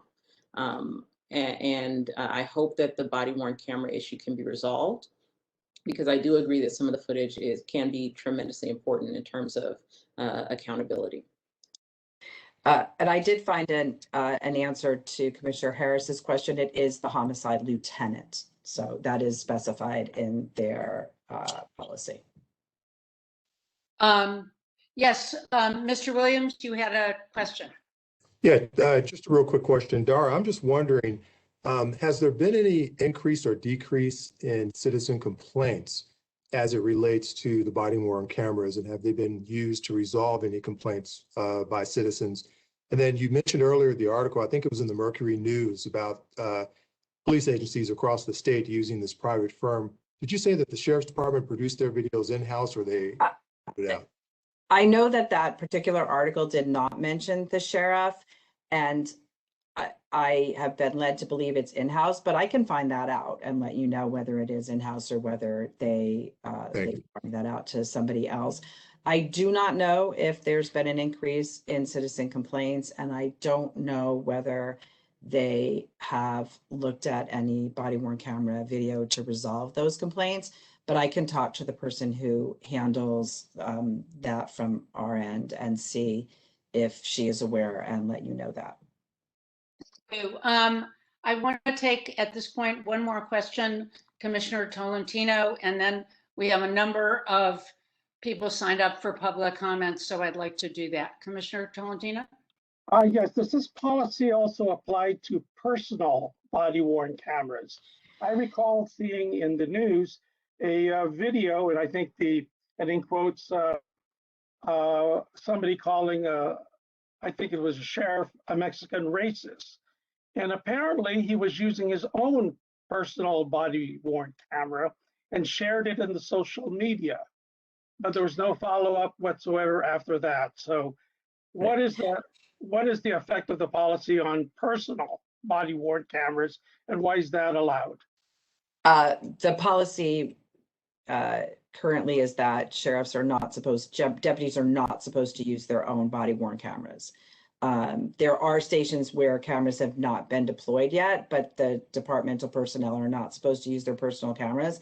And that was actually posted on social media by the sheriff. So I follow both the sheriff and the department on Twitter. So I can't remember whether it was the sheriff's Twitter account or the departmental Twitter account that was posted on, but it was posted on one of those two accounts. And so even though the recording is in violation of their current policy. Let's take a break here and go to public comment, and then we can wrap this up before we take our morning break, because we still have two big agenda items at the least. So I'm going to interrupt any other questioning and issues. So much to think about. Ms. Williams, thank you for this terrific report. Sure. And first we have an announcement in Spanish.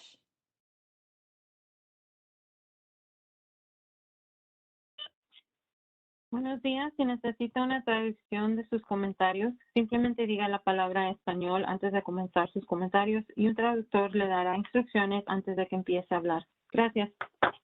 Thank you. And our first public comment will come from Susan Anderson. Susan, you're unmuted. Please go ahead with your comment. Well, thank you very much. And I appreciate this commission. I think that you are all doing a very wonderful job for our county. And I'm seeing that the sheriff does not provide for any independent audits or access by the OIG as required by California state law. So that's something very hard to comprehend, that he is not obeying the law. There is no provision for Office of Inspector General access or monitoring. Given recent events and legal issues, a component for independent review by the OIG is critical. Los Angeles County Code Section 6.44.190 and Government Code Sections 25303 and 25303.7 requires the Sheriff's Department to provide information, documents, and other items upon a request or the issuance of a subpoena by the OIG. The Board of Supervisors has a statutory duty to determine how LA County funds are allocated, and the statutory power controls how county property purchased by those funds are used. The board should not grant LASD millions of dollars in precious, that's our money, county funds for the purchase and ongoing operation of BWCs without ensuring at a minimum that BWCs are used in a manner that contributes to our public good. Thank you. Thank you. And the next comment will come from Genevieve Claverall. Genevieve, you're unmuted. Please go ahead.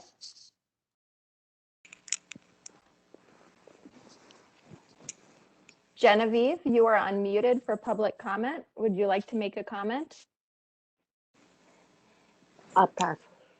Okay, thank you. And moving on to the next person, Gina Viola, you are unmuted. Please go ahead with your comment. Hi, good morning. I just want to point out that body-worn cameras are something that the LAPD has been doing for many years now, and it has not yielded any fruitful results in limiting their ability to brutalize Black, brown, and poor people in this city. Honestly, body-worn cameras are just another way to surveil folks, and you know they're very easy to turn on and off. They're very easy, you know, when they do put the footage out, it's often edited and sometimes even cut with music and made to look like some kind of promotional video. So I would urge you to dig really deep about the body-worn cameras and do your diligence about what it is to employ further surveillance in our communities. Thank you for your time. Thank you. And the next comment will come from Angelique Rivanis. You're unmuted. Please go ahead with your comment. Oh, it looks like we may have just, it looks like that person just dropped off. We'll move on to Julie Martinez. Please go ahead with your comment, Julie. Yes, I think that random audits of body-worn cameras would be an important policy mandate in order to monitor the behavior of the LA County Sheriff Department. The most important distinction in policy should be to prohibit a deputy to review the body-worn camera footage prior to providing her or his statement. Not allowing the review prior would be a mechanism to determine that which deputies are routinely lying about particular incidents. Lying about an incident indicates a derelict of duty by deputy sheriffs. Body-worn cameras is an opportunity for the COC and the public to expose deputies who lie, like I said, routinely lie about what exactly occurred. And an important distinction is body-worn cameras will prevent them to alter their stories in order to fit what really happened. Villanueva a week ago released the personal body-worn camera footage of a particular officer. It was a very calculated PR that he did in order to show a particular incident. I worry that Villanueva will use body-worn camera footage as a way to manipulate the truth and manipulate what is put out to the general public. Villanueva continually has a lack of transparency. The body-worn camera footage will now be utilized to check the sheriff and provide an opportunity for the public to monitor exactly what is going on the streets, and would verify what we as a public have been complaining about the deputy sheriffs, which is a continued violence against our community. Thank you. Thank you. And the next comment will come from Phoenix Luther. Phoenix, you're unmuted. Please go ahead with your comment. Phoenix, you are unmuted now. Would you like to make a public comment? Yes. Okay, please go ahead. Okay. So October 2020, there was an article published in the LA Times, I believe, saying that in the past 5 years, excessive force by officers was reported by other officers only twice. So how does the commission plan to get officers to hold each other accountable?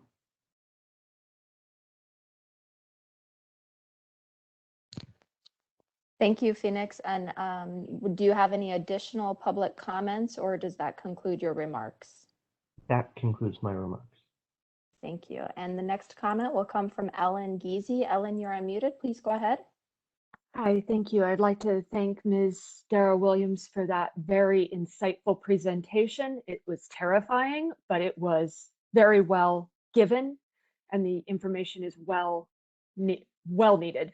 Would like to point out the fact that just this last Tuesday, the Board of Supervisors was voting on a motion regarding the fact that the Villanueva and LASD have utterly failed to comply with SB 1421, aka the Right to Know Act. And this is just goes right into that. The troubling with these body-worn cameras being able to be turned on and off, being able to view the footage before they release it, being able to edit it, is yet one more example of them manipulating us, the public, manipulating you, manipulating the Board of Supervisors, and continuing their policy of gaslighting. And taxpayer money should not be going into this. I mean, obviously, every caller is saying the same thing. And honestly, I think this commission is very definitely on our side in this. And just keep doing whatever you can to force the sheriff's department to comply with transparency, with accountability, to stop all of the heinous misconduct, and not to use body-worn cameras, uplifting the caller who spoke about it being yet another way of surveilling, not to let them abuse and misuse the body-worn cameras in the same way that they abuse and misuse any other piece of equipment that they are handed. Thank you. Thank you. And the next comment will come from Mateo Nagasi. You're unmuted. Please go ahead. Thank you. I just wanted to say also, let's quit with the comparing to LAPD. I know that's sort of like a go-to comparison, but you know, I've been a part of criminal trials. I've been witness to civil trials where officers have told the other officers to turn off the body cam footage prior to them killing someone. Luckily, one officer didn't, and so we got to hear that. I've also seen officers obscure the camera by the way they stand, their stance. They use all these different ways to either obstruct or not turn on their cameras. We keep talking about the sheriff's department having sole discretion. They shouldn't have sole discretion to do anything. You said in your report that they have failed to release any public record acts, and if they do, it's very minimal. They have failed to release any sort of videos. They cover up their badges. What they're doing is tampering with evidence. It's simple. The Board of Supervisors needs to step up and hold them accountable because they're tampering with evidence, and that's illegal. And as long as they have the gangs permeating all these different stations, they're not going to release any video. Why would they? If they have sole discretion, they're just going to give you what they want you to see, which is an MTV video or an infomercial. They're not helping. So we're asking the Civilian Oversight to tell the Board of Supervisors to please do something about this. Thank you. Thank you. And the next comment will come from Michelle Infante. You're unmuted. Please go ahead, Michelle. Good afternoon. I have to agree with Mr. Nagasi with regards to the Sheriff's Department tampering with video. It's very easy to knock over, find places where things aren't going to be seen correctly. But I think this all falls back to the County Board of Supervisors. It's been their responsibility from the very beginning. You are beholden, the commission is beholden to them, and you funnel this information to them. And they are the very people that are putting the brakes on these families' settlements. So it's interesting to me that we don't have a County Board of Supervisors that are out there fighting for these families when this happens. To leave so much discretion to the user, someone who is known for secrecy and the ability to manipulate investigations, put out a false narrative, and create a story that continues to be written down the line to the county coroner's office and then shared in a settlement. And all these lies affect the very people that are coming to you, telling you month after month the same stories. And what's happening? Nothing. What you're doing again is funneling information back to the County Board of Supervisors, and they're the very people who are stopping and receiving information and are paying for attorneys to stop these settlements from happening. So who really should be accountable? Yes, the Sheriff's Department should, but I assure you, the community and the families that I'm working with, they're looking directly at the people who are responsible for the death of their loved ones also, which is the County Board of Supervisors. When are they going to do something for these families? And when are we going to stop giving you information to take back to them to put the brakes on these settlements with families? Thank you. And the next comment will come from Q Jean-Marie. You're unmuted. Please go ahead, Pastor Q. Yes, good morning. Thank you for hearing us this morning. We have seen this movie before, except the trauma is real. A number of years ago, right, the Sheriff Department brought a request to this commission for $65 million for body-worn cameras. Many in the community rejected and opposed that request. And we did oppose it every chance that we got, because again, we've seen this movie before.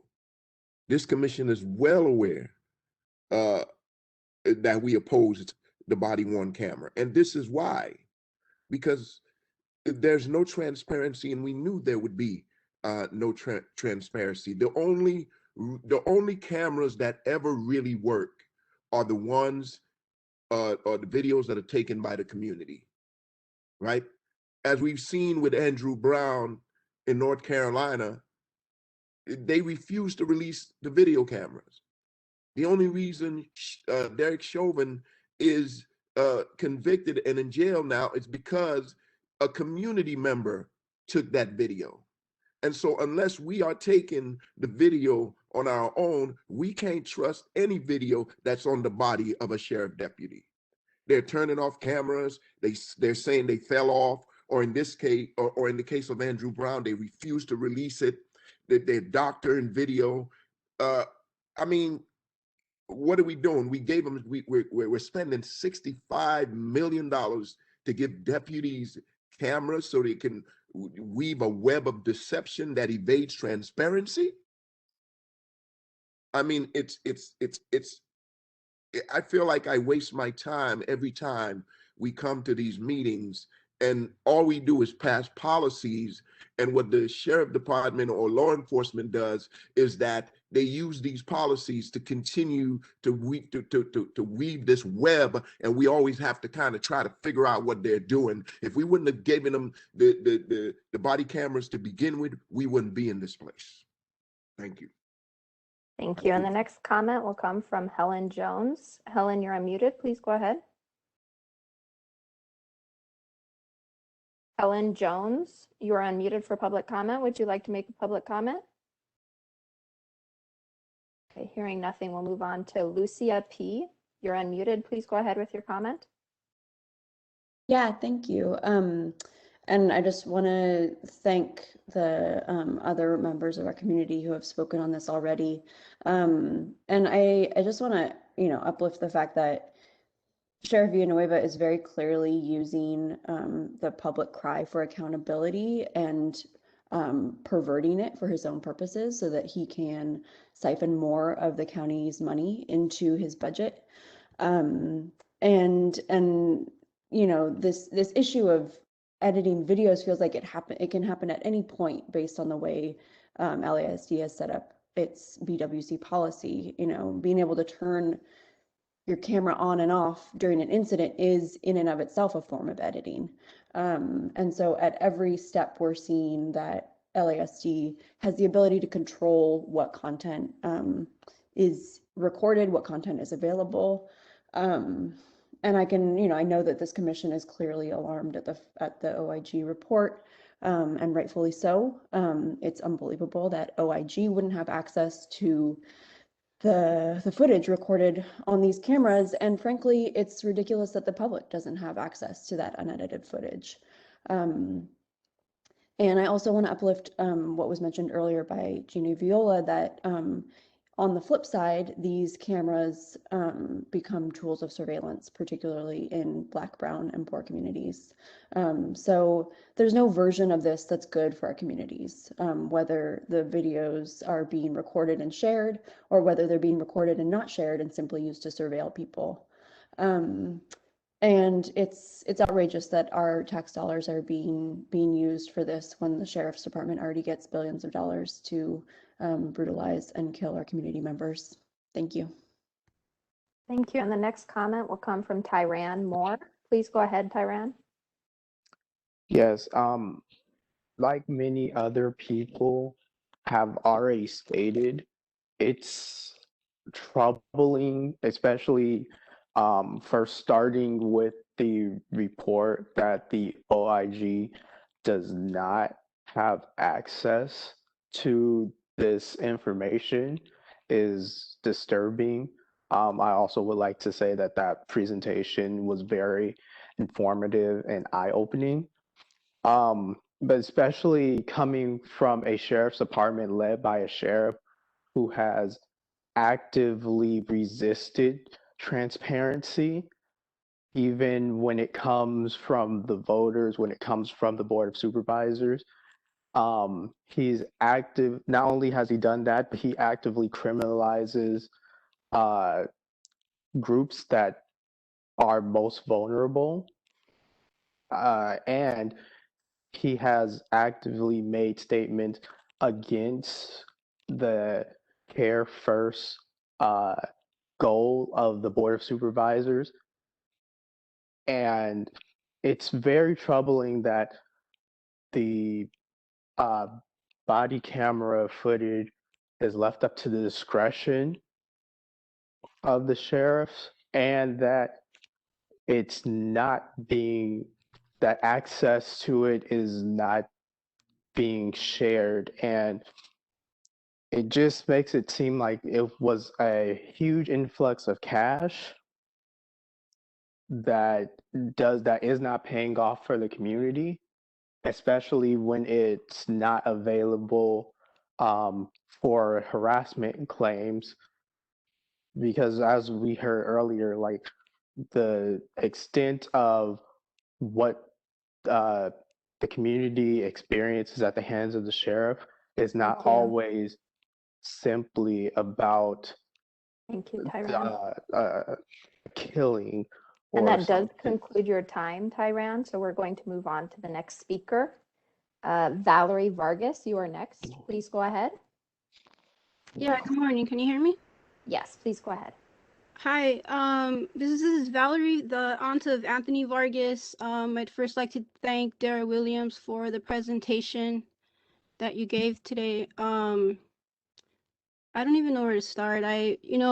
We recently had an incident on Tuesday with the Sheriff's Department with excessive force because of a traffic violation that one of my living nephews, Anthony's older brothers, had supposedly did. And he was met with excessive force where guns were drawn out on him. He had the barrel of a weapon to his rib. And during the detaining of him and my sister-in-law, these deputies were walking around and, they were covering their body cameras and, they were on and off. And yeah, I would like to see the body camera footage of these deputies, because the deputies who had stopped him and detained him were the same deputies that were reported in our family harassment report that we did with the ACLU and the National Lawyers Guild. When they had searched his car, if it wasn't for the community and for multiple members of our family, and I have a body camera. I walk around with a body camera because of this. Who's to say that they wouldn't have planted something in his car? This is the same department, the East Los Angeles Sheriff's Department, who recently had one of their own detectives charged and booked with felony perjury of weapon and drugs being planted. And You know, the deputy should not have any kind of option of having any kind of sole responsibility from their body cameras. They should be on at all times. But we will speak. My family will be speaking more on what had happened with other items. Thank you. Thank you. And the next comment will come from Stephanie Luna. Please go ahead, Stephanie. Yeah, hi, my name is Stephanie. I'm the aunt of Anthony Vargas. I'm not even sure where to start this. You know, the East Los Angeles Sheriff's Department they received their body cams in November of 2020. So I'm curious if someone on the commission can explain to me why we're in May of 2021 and they're still turning them off and on whenever they want. You know, what's the point of even having them if they're able to pick and choose when they're off and on? The whole purpose of these body cams is to protect those they come in contact with. And instead of doing that, we physically seen them shutting them off during a harassment incident with my nephew on Tuesday. You know, these deputies made sure that they switched them off or covered them, you know, not coincidentally, when they grabbed my sister-in-law by her arms, forcefully removing her from the front of her vehicle, leaving her multiple bruises on her body. You know, when they need my nephew while conducting a pat down, when they accuse my nephew of having drugs hidden in his muffler, when they made a remark about how we were Anthony's family, saying that this is the brother of that kid from the projects, referring to Anthony specifically by a nickname that I'm assuming these deputies now have set for him. They told my 12-year-old niece, who had left her sixth grade culmination Zoom meeting, to go outside and record alongside my mom to make sure that her cousin did not end up shot and killed like Anthony, that my nephew was amped up and this is why this was happening to him. But they made sure to turn them back on when their supervisor showed up while issuing the bogus traffic violation ticket for a light that was proven and recorded not to be broken. And, you know, just while addressing the community that they had shown up to record, that they were telling the community that everything was okay and that nothing was happening. You know, this is a problem I can't even wrap my head around. You know, what are the consequences of turning the body cam off and on? What are the consequences of picking and choosing what incidents the cam should be on for? This isn't done for no reason. It's done to keep the public from knowing what's really going on during these traffic stops and incidents of harassment. You know, just making sure that I don't even know where to keep this going. I'll talk again during public comment. Thank you. Thank you. And next up, we have Malagra Jones. You're unmuted. Please go ahead. Lydia, stop. You're unmuted, Milagro. Please go ahead with your comment. Hello, can you hear me? Yes, please go ahead. Yeah, hi, my name is Milagro Jones. So I'm just here to say about the Los Angeles Sheriff's Department that right now they're just living completely and totally above the law, that no one in Los Angeles County is holding them accountable for their actions whatsoever. They're murderers, they're rapists. They routinely kill young African American and young Latino men in the streets, shoot us in our backs, shoot us in the back of our heads, shoot us while we're unarmed, kill us in front of our children, murder us with no reason whatsoever, no due process of law, carrying out executions throughout the city. And this has been going on for a very, very long time.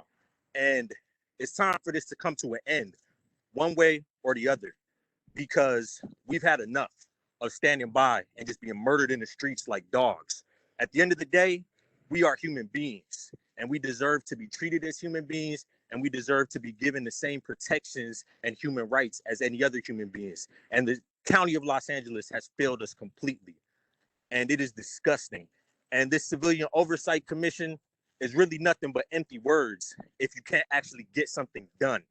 Because right now, we're not safe to walk the streets. We're not safe to be with our children and our families. We're not safe just to exist. And there's no reason. We haven't done anything wrong except for exist, except for being born.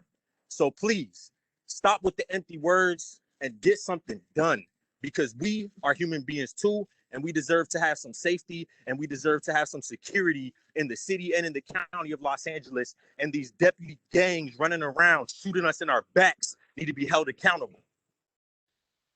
Thank you. And the next comment will come from Tamara Kay. Please go ahead, Tamara. Hi, can you hear me? Yes, please go ahead. First of all, power and strength to the families on here, especially the Vargas family and the Twyman family that has suffered ongoing harassment after the Sheriff's Department have killed their loved one. It's unacceptable. LA Sheriff's Department is not above the law and should not be able to kill and operate with impunity. I mean, this is just ridiculous. In terms of body cameras, no. I mean, we should be able to imagine a world where police, we don't have police, and they're not killing our folks every day out here, right? Our tax dollars should go into funding housing and healthcare and, education, all these things we need, but the nature of the fact is, unfortunately, they're still killing our folks out here daily. So we need to have body cameras, which our tax dollars pay for, when they could be better served in our communities.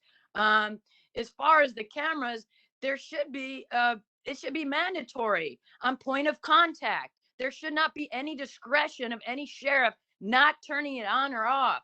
And as far as editing and redaction of body cameras, that's a big no, because it allows the LA Sheriff's Department paint their own narrative, and actually paint this narrative of propaganda, like commercial theatrical. Like, no, we should be able to see the raw videos. And the LA Sheriff's Department cannot investigate themselves in any shape or form, because they're the ones responsible for the crime, right? In terms of lack of compliance for an information to serve in the COC, that's unacceptable. No discipline policy in this policy. This policy of body-worn cameras is terribly flawed. There's so much to unpack. I can't even finish this in 2 minutes. The department releasing it in 45 days with exceptions, no, that's unacceptable. Thank you. And that does conclude your time. Next, we'll hear from Helen Jones. Helen, please go ahead. And thank you, commissioners. Yes, this is what we or the families have been crying about for years. The sheriff department should not be able to turn off a camera and fix it however they want to fix it, and then release it back out to the family to what they want us to see. It's a shame. Just like they did with my son, John Horton, the video they got on him. The same thing they did with Juan Correa with his video, showed the family what they wanted them to see. Just what they did with Tamiko Tyler and Waukesha Wilson's video. They shouldn't be able to do us like that. And that's what we ask in this commission. What could we do? What could we do as the public, the citizens of Los Angeles? What could we do to help y'all turn this around? Y'all shouldn't even be accepting this. No kind of way should this commission let the sheriff department get away with this. The sheriff department know that they have nobody to answer to but the Washington, D.C. or the federal government. So what can we do to help this commission shut the sheriff department down? They shouldn't be able to do this to the family. I mean, this is unacceptable. Under no circumstances should they be able to do this to us like this. Y'all think y'all feel terrified about what Ms. Williams said today? How do y'all think we feel as being the families when they come into our houses, doing anything they want to do, pulling over our family members? And that's another thing, like the cameras in jail. Y'all need body-worn cameras on these sheriffs inside these county jails. Y'all wouldn't, just like the COVID deaths, y'all shouldn't even trust non-COVID deaths. Y'all need to look into these COVID deaths and see how these people really die. Because I don't trust nothing that comes from the county coroner. Thank you. Thank you. And our last public comment will come from Andres Kwan. Please go ahead with your comment, Andres.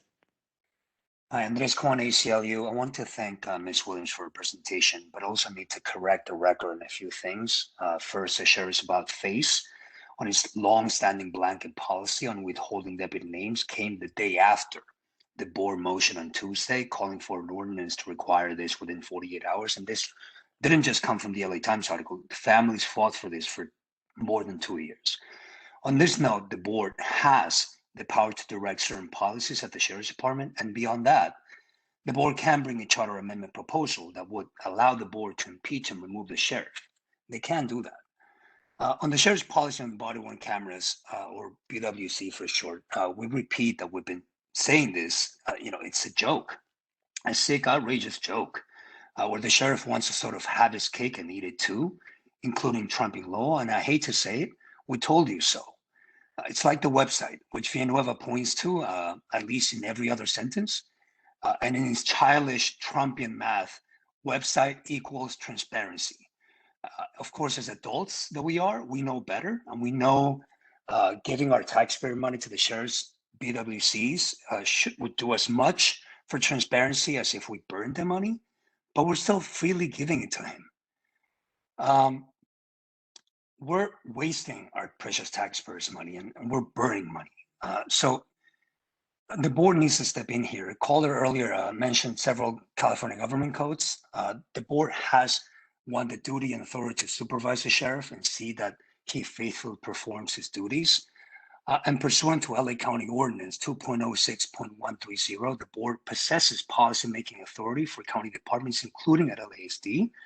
In fact, the board can adopt policies and procedures governing purchase of supplies and equipment of the county and can manage it. And according to the California Supreme Court, the power to manage property necessarily includes the power to determine how it is used. Lastly, even the sheriff said on Tuesday, you can't evaluate yourself. That does conclude your time. Let's not keep letting him evaluate himself. Chair Rubin, that does conclude all of the public comment on this item. Thank you. At this point, we need to take our long overdue 15-minute break.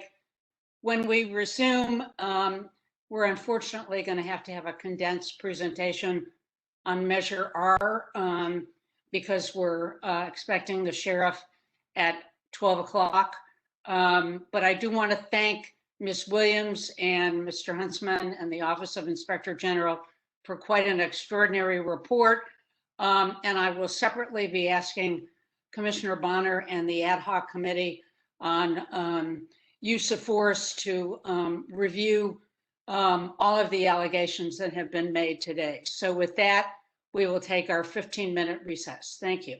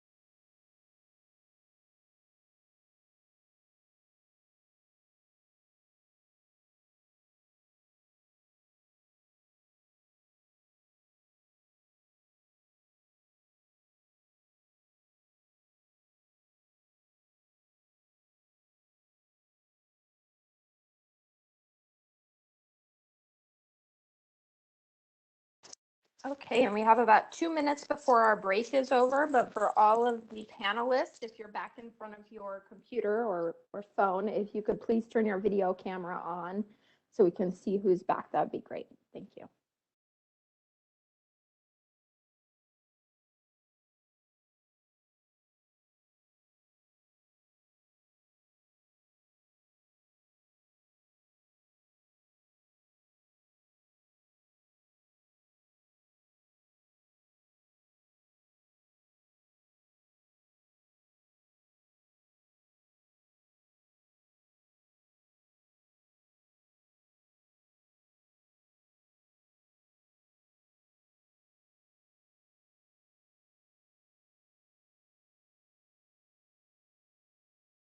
Okay, and we're about 1 minute out. Again, if you are a panelist and you're in front of your computer, if you could please turn your camera on, we would appreciate it.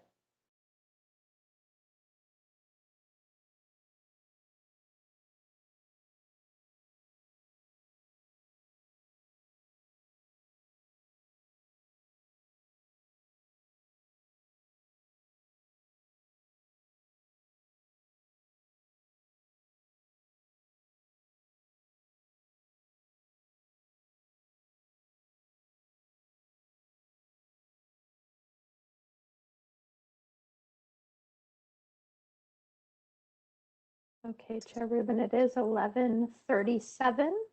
Again, for all of the panelists, if you are back in front of your computer, please do turn your cameras on. We all set to go?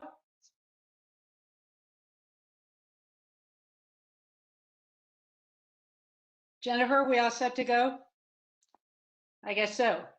Okay, welcome back.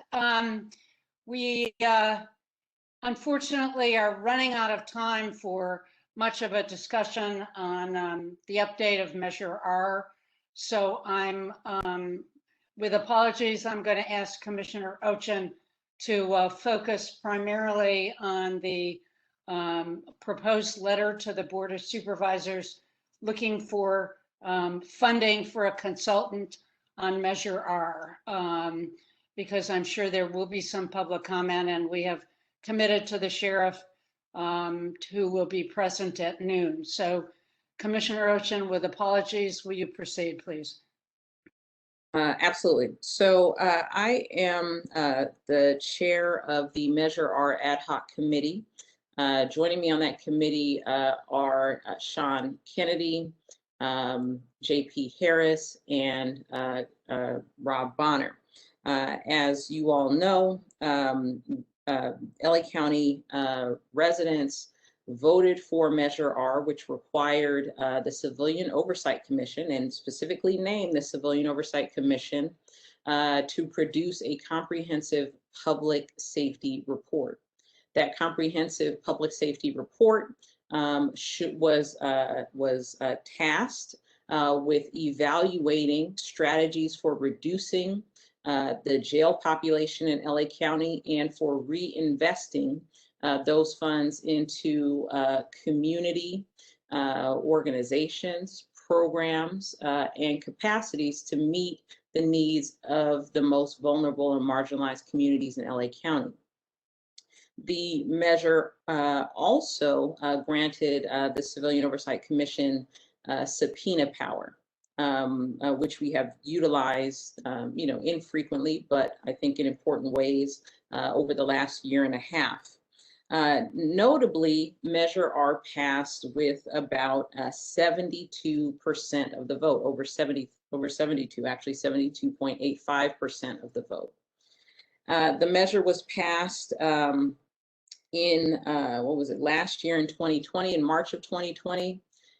To date, it's been over a year. We have not received any funding from the county to meet our Measure R mandate that was passed by over 72% of LA County residents. I think it's troubling for a number of reasons. One, it hobbles the capacity of the commission to engage in meaningful research, oversight, and to make meaningful recommendations on the future of justice reinvestment in LA County. It's also deeply troubling because it seems as though the county is undermining the will of the voters by failing to provide funding for the commission to engage in its Measure R mandate. And I think that that is a disturbing precedent if it's allowed to continue. Despite the lack of support, our committee has been meeting over the course of the last year, trying to assess the lay of the land. But as we were meeting and talking with people within the Sheriff's Department, meeting with experts, meeting with people in the Department of Public Health and Mental Health and elsewhere, we realized we just cannot do this report with our existing staff, despite our best efforts, despite the best efforts of the members of the committee. And so we interviewed consultants that can help us to produce Measure R, the Measure R report. We solicited proposals, tried to work with the consultants on designing the most cost-effective proposals, and we selected one. The letter that is before the commission today was drafted on behalf of the committee and on behalf of the commission. It is a funding request for a consultant so that we can do our work as required by Measure R, as mandated by the voters of LA County, and so that the commission can be a part of the conversation about justice reinvestment, care first and jails last, because one way or the other, we will be involved because the sheriff is involved in these conversations. And I think we should be proactive in that involvement and not reactive. So for those reasons and for more, but I know we're short on time, I'd like to make a motion. Or before I do that, let me ask if any of the other members of the committee want to make any comments, and then I would like to make a motion to approve the funding request for a Measure R consultant. I don't see any hands up. You want to? I got my hand up. Oh, sorry. Sorry. Hi. Go ahead. Apologize for having to come in late today. But I just wanted to say how important this is to have these resources. It's probably one of the most important things that we could be doing right now is to support this committee and all the people that they have been interviewing and hiring this consultant to really formulate a plan, which we are mandated to do in Measure R. Thank you. And if none of the other members of the ad hoc would like to add any additional comments, I move to approve and forward to the Los Angeles County Board of Supervisors the proposed letter requesting funding for the Sheriff Civilian Oversight Commission to hire a Measure R consultant. Second that motion. I'm sorry, is there a second? I seconded the motion. Thank you. We will now take public comment. Jennifer, I've indicated that because of time constraints, first of all, how many people have signed up for public comment on this issue? It looks like we're at about 10 right now. All right. I think that in light of the fact of our time constraints, I've determined that we need to limit comment to 1 minute each. So please go ahead. Excellent. And first, an announcement in Spanish.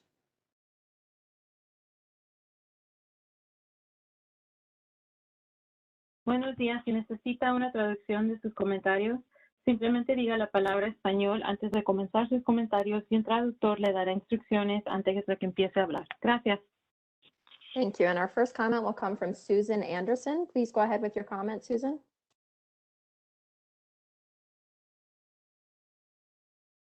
Susan Anderson, would you like to make a public comment on this item? Moving on down to Ellen Giese. You're unmuted. Please go ahead with your comment, Ellen.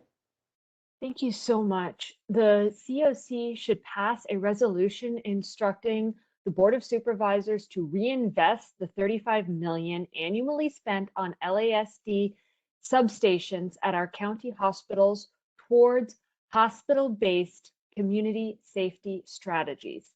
In the wake of the murder of a patient in a mental health crisis, Nicholas Vargas, inside Harbor UCLA, at the hands of LASD last October, and the rampant corruption and violence within LASD, it is clear that the continued investment in sheriff presence in our hospitals is a danger to patients. The Department of Health Services already spends $32 million for private security at its facilities. The money spent on LASD would be better utilized by investing in dedicated non-law enforcement crisis response teams in DHS facilities, scaling up Code Gold teams, Thank you. increasing. And that does conclude your time. And the next comment will come from Nicholas Vallejo. You're unmuted. Please go ahead with your comment, Nicholas. Hi, thank you. So, the LAPD has programs in place to respond to calls of people having mental breakdowns, and LAPD officers go through crisis intervention training. Why then are there so many cases where the police were called to help and de-escalate the situation, and instead someone was fatally shot?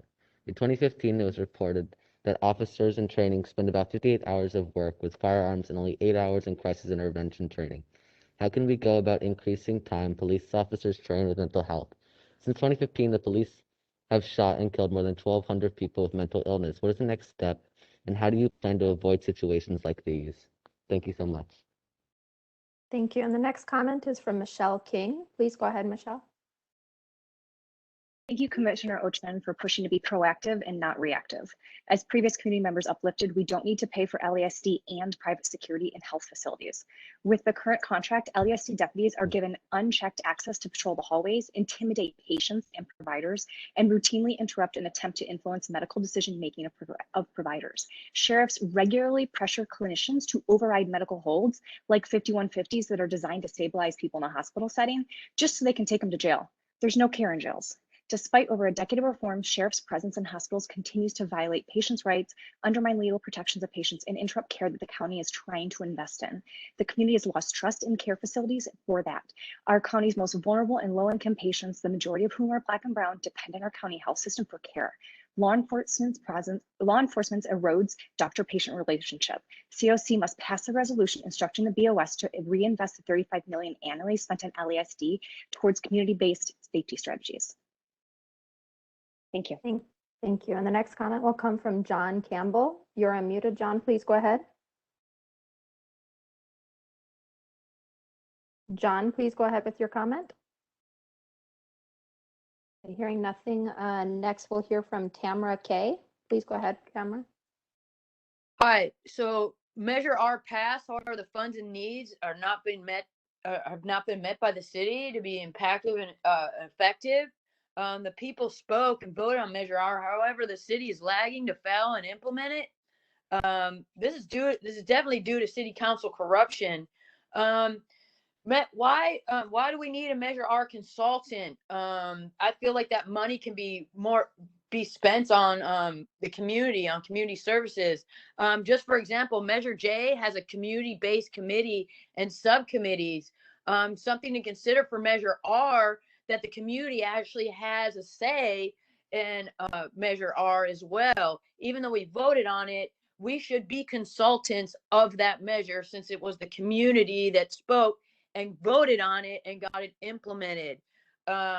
Also, these tax dollars can be better readily made for community services and LASD out of hospitals. Thank you. And the next comment will come from Lucia P. Please go ahead with your comment, Lucia. Yeah, sorry. I just want to uplift what other commenters have said, and the fact that it's killing our communities to have LASD deputies in the county hospitals, and that we absolutely must make sure that the Board of Supervisors reinvests that $35 million that they spend every year to get LASD deputies out of our hospitals and remove those substations, especially it's especially damaging to our community when it comes to people experiencing mental health crises in the county hospitals, to have deputies who have no training whatsoever in handling those situations to be involved. So thank you. I yield the rest of my time. Thank you. And next is Andres Kwan. Please go ahead with your comment, Andres. There's Quan, ACLU. We really need a profound reimagining of the status quo.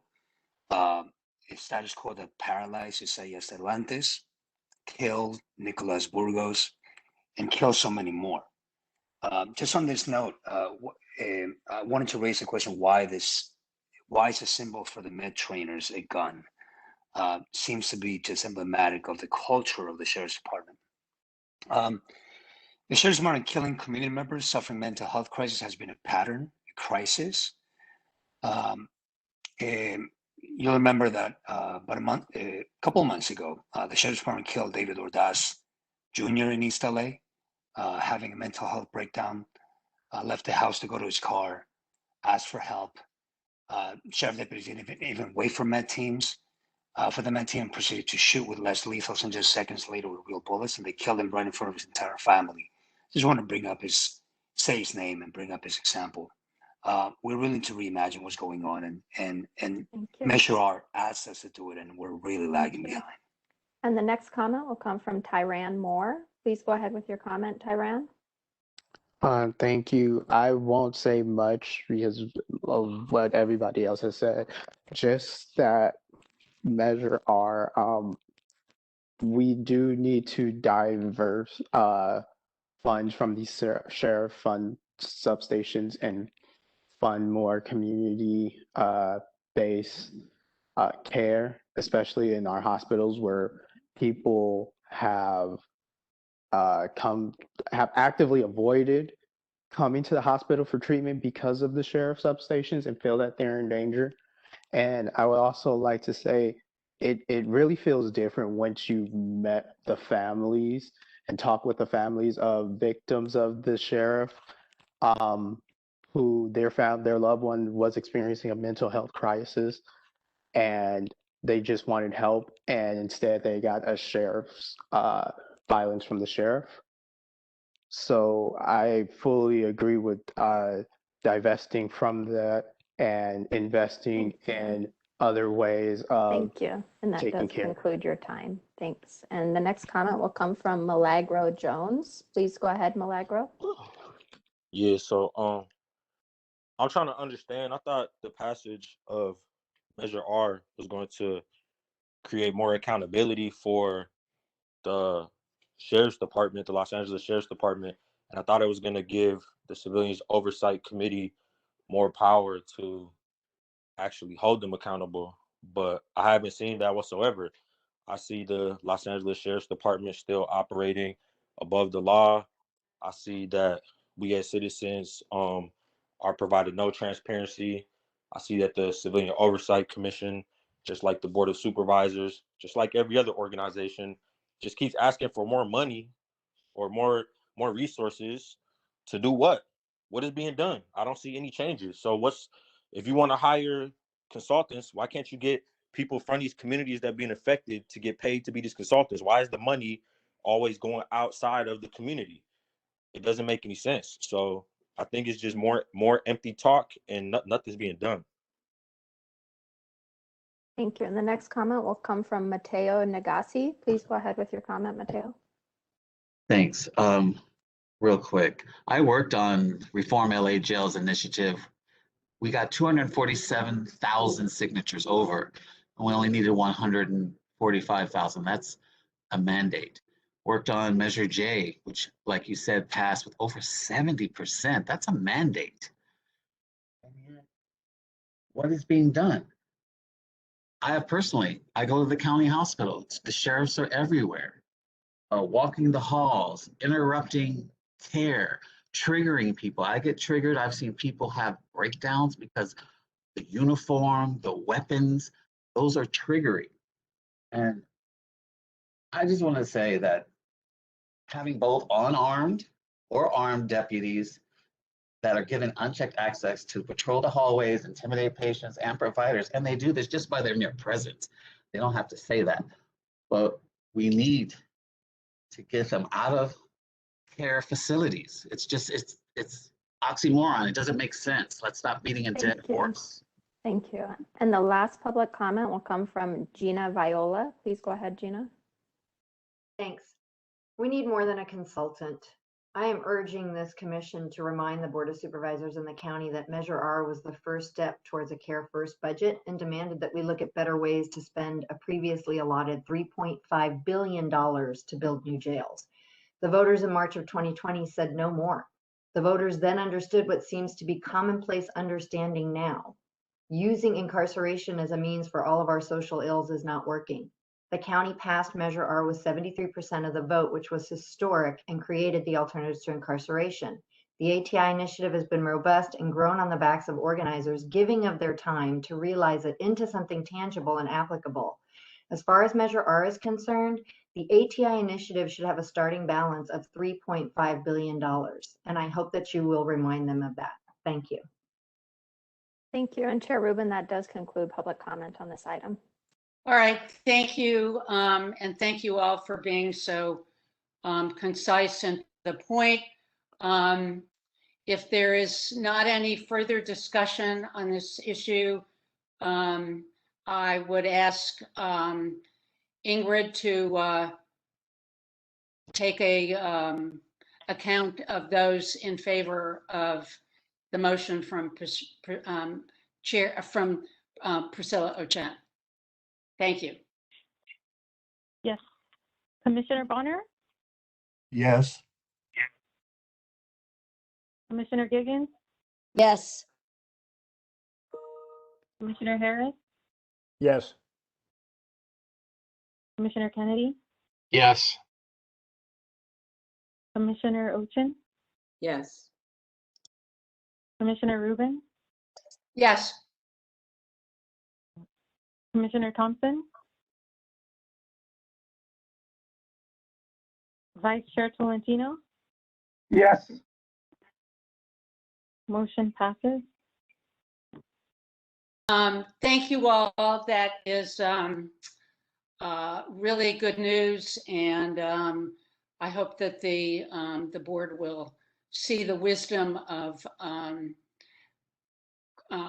responding to the letter and supplying the ad hoc committee on Measure R with the necessary funds. Well, we have a few minutes before the sheriff arrives. Commissioner Ochen, what was the time frame, if you know, that the consultant had given, assuming that consultant is hired and that the board approves the funding? How long will it take for the consultant to provide you and the ad hoc committee with the necessary information? I assume that you mean produce the report and feasibility study. Is that what you were referring to in terms of necessary information? That's right.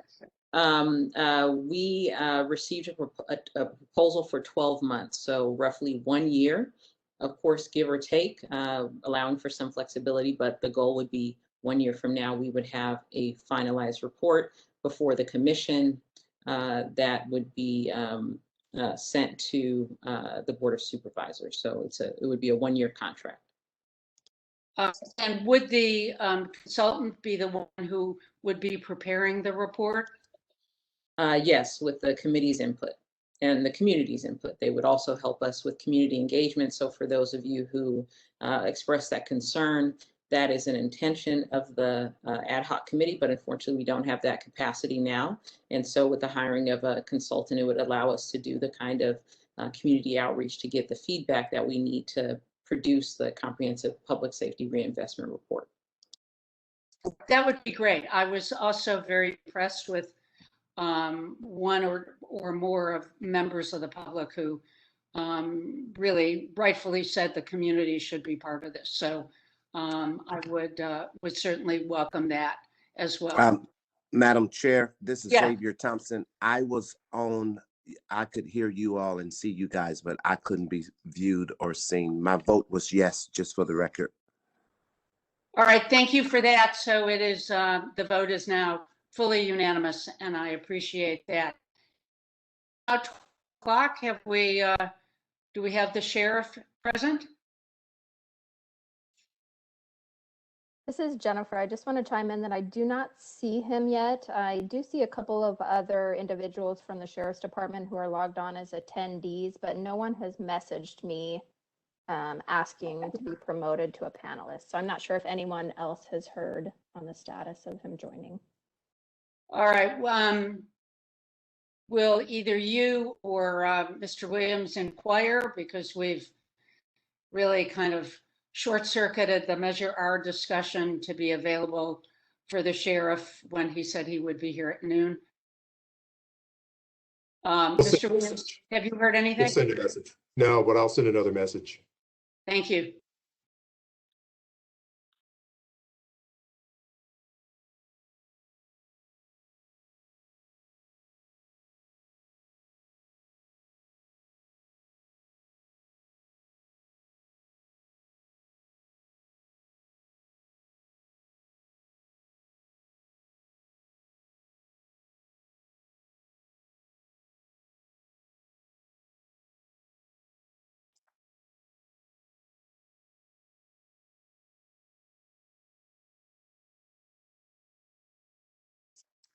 While we are waiting, perhaps somebody can answer the question as to what is the latest update from when we might finally see the long-awaited RAND study report?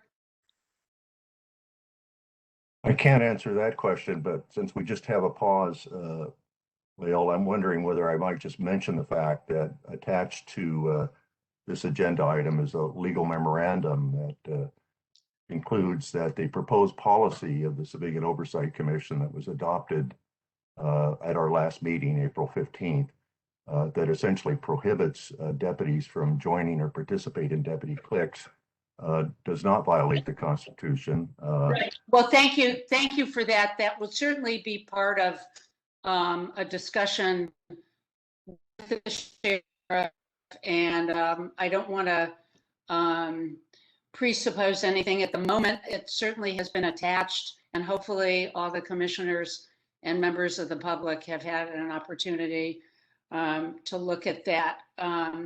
If by some chance the sheriff is not going to appear, we can have a very different kind of a discussion. But I don't want to preview what would become part of a discussion with the sheriff. That's fine. I just wanted to say that I'd be happy at the appropriate time to answer any questions that other commissioners might have with respect to the legal opinion that I've submitted. All right, thank you for that. Brian, do we have any word? I haven't received a response yet, but I do see that counsel for the sheriff is on the line. Perhaps he could provide us an update. Hi, this is Mel Berlin from County Council. I am present at the request of the sheriff, but I do not have an update as to where he is at this time. Okay, thank you. Perhaps we could continue with the rest of our agenda until such time as the sheriff chooses to join us. I agree, and we certainly, while we await the presence of the sheriff, which has been this agenda has been specifically designed time-wise to make it available for him at noon, as he said he would appear. Mr. Williams, do you want to use this time to give us the executive director's report? Can you come on over to the sheriff's panel? Thanks. Well, then let's go on to Mr. Huntsman. Do you have any additional information that you would like to talk about in the Inspector General's report? Certainly, it's a hard act to follow following your chief deputy, but I'm sure you will have some important items to discuss. Well, the only thing that I would add is the board passed just before the sheriff made his announcement that he was going to actually start complying with the California Supreme Court case from 2014 and release names of deputies. In some cases, the board had just passed a motion asking county council to respond to them about passing ordinances to improve the Public Records Act request responses of the Sheriff's Department, possibly incorporating county counsel and my office into that process in order to get more compliance. And I think that was a wise move because, as you've heard from members of the public, when money is given to the Sheriff's Department, the sheriff decides how to spend it. They decide whether they're going to issue things, what they're going to do. But if the board were to fund some county counsel positions to be involved in that process, we might instead get the Sheriff's Department taking the advice of county counsel. My Chief Deputy, Dara Williams, who, by the way, is a former prosecutor with many years of experience, who now runs my office, and as you saw, is very knowledgeable in the legal matters involved. We're hoping that process can be improved and that county counsel can be part of it and that we can have a monitoring process. Already the board directed us to investigate harassment complaints from families because as you heard, it's not satisfying to the members of the public to hear that the Sheriff's Department has looked into what you say about them and they've concluded it's not true. It would be a little more satisfying if a separate government entity was doing that work. The government code provides for that. Specifically, we were authorized to do such investigations, and the state legislatures put in a provision that it doesn't interfere with the Sheriff's Department. So in preparation for that work, we sent a letter requesting that they turn back on our PRMS terminals. That's the Sheriff's computer system for tracking what actions it takes regarding complaints. And as you may recall, Commissioner Ochen publicly here asked a representative of the sheriff many months ago to turn that back on and respond to the commission as to whether or not he would do that. And that individual said they'd take the message to the sheriff and we never got any response. So we've again requested that and requested that they give us access to all body camera footage so that we can evaluate whether or not claims of harassment are supported by that video or not, and do our job as required by the government code and the county code. Since, as Dara Williams told you, we've been asking for these things nonstop for the past 2 years. I don't expect them to be granted, and I expect we'll have to consult with county counsel about what legal steps we can take to compel the sheriff to follow the law. As it turns out, the law has provisions for that, and we hope that we'll be able to do that. So anyway, I don't know if Ingrid's talking, so maybe the sheriff is available now, but I don't see yes, him. He will be joining us in about 10 minutes. I received a call from Captain Rodney Moore letting us know that he's about 10 minutes late. Okay, so I'll conclude then. In that request, like I say, I don't expect that they'll do it, but who knows? The sheriff, when he started to put up some names of deputies, said that he had more reforms coming in the days ahead. So perhaps he's going to make an about face and suddenly start cooperating with his commission and complying with state law and oversight. I don't expect it, and I think we'll have to take legal action. But that's my sort of update of where we are in that regard, and I can answer any questions any commissioners have on that subject. Yes, Commissioner Bonner. Yeah, this is not really on that subject, Mr. Huntsman, but we heard this morning from family members of David Ortiz Jr., the fatal shooting of Mr. Ortiz. I'm wondering, was the Met team on the scene when that happened? And if not, why not? And if they were on the scene, were they able to take control of the situation and why weren't they able to de-escalate it? Can you answer those questions? I cannot off the top of my head, but I will look into it. There have been other, as you know, recent shootings that should have involved Met and instead don't seem to have. There was one where there was an entry into an apartment in order to handcuff an autistic person where Met should have been there and wasn't. So I don't know the answer. We'll find out and I'll get back to you on it. Thank you for that. Mr. Williams, would you give us the executive director's report while we're waiting, please? And I do just want to interject that it does look like Sheriff Villanueva has joined us at this point. If you could announce yourself. You should be able to, Sheriff. Good afternoon. Sheriff Villanueva is going to be with us in about 5 minutes. Okay, thank you. Thank you. Go ahead, Mr. Williams. Thank you. Just a very brief update. I wanted to thank those commissioners who participated in the several town hall meetings we've had over the past month and a half. We did have one scheduled for last week. We moved that one to June. We have 2 upcoming meetings, and we'll push that information out. One will be a meeting which will discuss potential increases in crime that is occurring in several communities and the reasons for that. You can see the screen up now. It's on Tuesday, June 8th from 5:30 to 7:30 p.m. And we'll send some more information about that out shortly. The second one is going to be a joint town hall meeting that we'll have with the city of West Hollywood. I don't know if we have a slide for that one, Jennifer, but that is going to be coming up, I believe, on June 14th. And that's to discuss some issues that are endemic somewhat to the West Hollywood community. So as we get more information on that, we'll shoot that out to you all. And that's about all I have at this point. All right, thank you. Has the sheriff joined us? I see his name up there on the screen. I guess not. So why don't we take any other ad hoc committees have any updates as to where we are?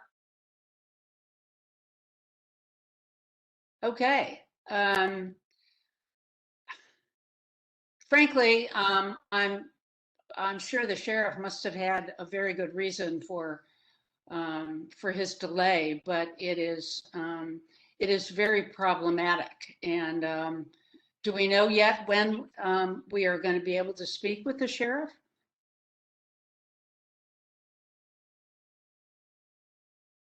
I guess not. If I could add just one additional thing, I do want to point out to the commission that staff sent a communication to the Board of Supervisors and to the Justice Deputies, which reflected the board's, rather the commission's wishes concerning the Sheriff's Department's budget.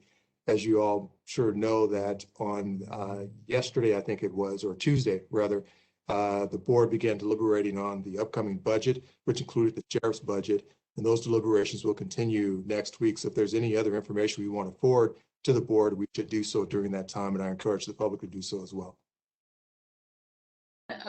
How would members of the public, Mr. Williams? They can log on to the board's website where they can enter some public comment. They can send comments to us as well that on our website and or through our email, and we will forward those comments on to the Board of Supervisors. All right. What I'd like to do at this point in time to make good use of our time is, Jennifer, do we have any public comment on the updates? We do not have any public comment on the updates. I see, has the sheriff joined us or not? It looks like someone is logged in under Sheriff Villanueva's name. They must be waiting for him to arrive. I don't know if whoever is logged in under Sheriff Villanueva's name, if you could give us an update as to when you believe he would be available, that would be great. There is no one on the other end of that line. Madam Chair? About 2 minutes. Go ahead. Sheriff will be with you in about 2 more minutes. Thank you. Will we also have an opportunity? Oh, I'm sorry. Will we also have an opportunity for commissioner comments and updates? Yes, we do have additional time. Did you have anything you wanted to add? Yes. So we discussed last meeting, obviously the MET teams and funding for the MET teams, and a letter was sent to the Board of Supervisors on behalf of the commission regarding funding for the operation and expansion of the MET teams. At that time, I expressed concern about funds continuing to go to the Sheriff's Department for response to mental health crises. I think that is not an appropriate function for the Sheriff's Department. I think funding should go to the Department of Mental Health to expand rapid response crisis units.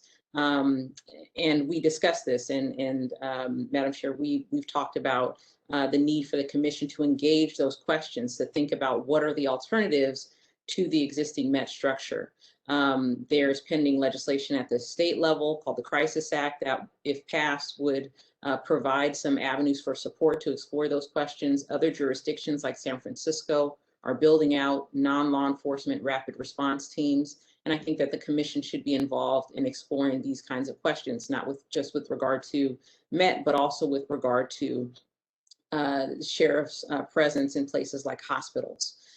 So as a result of that, I would like to move that the commission form an ad hoc committee to study the question of alternatives to law enforcement responses to mental health and other health crises. As I think that's an excellent suggestion, although as you and I have talked, Commissioner Ocen, there was some talk about perhaps those issues being folded into some existing ad hoc committees. So I think that that's still under discussion, but I think it's a very important issue that we need to weigh in on and focus on. And so we will have further discussions on that. I see, and I don't mean to cut you off, but I see from the video that Sheriff Villanueva has been able to join us. You know, Sheriff, we need as much of your time as possible. I'm sure that there must have been some reason that you were not available at noon. But in any case, I welcome your presence today, as does the entire commission. What I want to do is to start out by re-advising you that the commission has monitored this ongoing and critical issue, this Deputy Cleeks issue, for over 3 years. Former Sheriff McDonnell agreed to investigate the issue of Deputy Cleeks, and at the July 2018 meeting, we've continued to monitor the community's ongoing allegations of Deputy Cleek related incidents. The fact that Deputy Cleeks have not been eradicated, the sheriff's efforts to address the issue, and the status of the ongoing RAND study. We're going to use the time with you today to allow commissioners to ask you questions and have you discuss these critical issues. Now, I'm going to ask each commissioner, because we have such limited time with you today, to pose one question at a time until each commissioner has had an opportunity to ask questions, and then we'll then circle back around so that others have the ability to ask additional questions. As you know, Sheriff, I'm going to start out. As you know, Sheriff, we have sent you and the Sheriff's Department a proposed policy change and a preamble. We have received very short responses from you, from your office, communicating to us that basically you feel you've done all that you can do, that you have some concern about the constitutionality of our proposed policy changes and the preamble. And so what we are going to do, I'm going to make a motion following the conclusion of your statements today, requesting that County Council issue a new opinion on the constitutionality of the proposed policy changes and preamble, and to draft an ordinance banning Deputy Cleeks that hopefully the Board of Supervisors will approve. Now, my question to you to start sheriff discussion is, will you commit to supporting this commission's request that county council issue a new opinion on the constitutionality of the proposed policy changes and an ordinance banning deputy clerks? I think before we start with questions, let me just give a statement so we don't have to have redundant questions, because I may answer many of your questions with what I'm about to say about the click policy.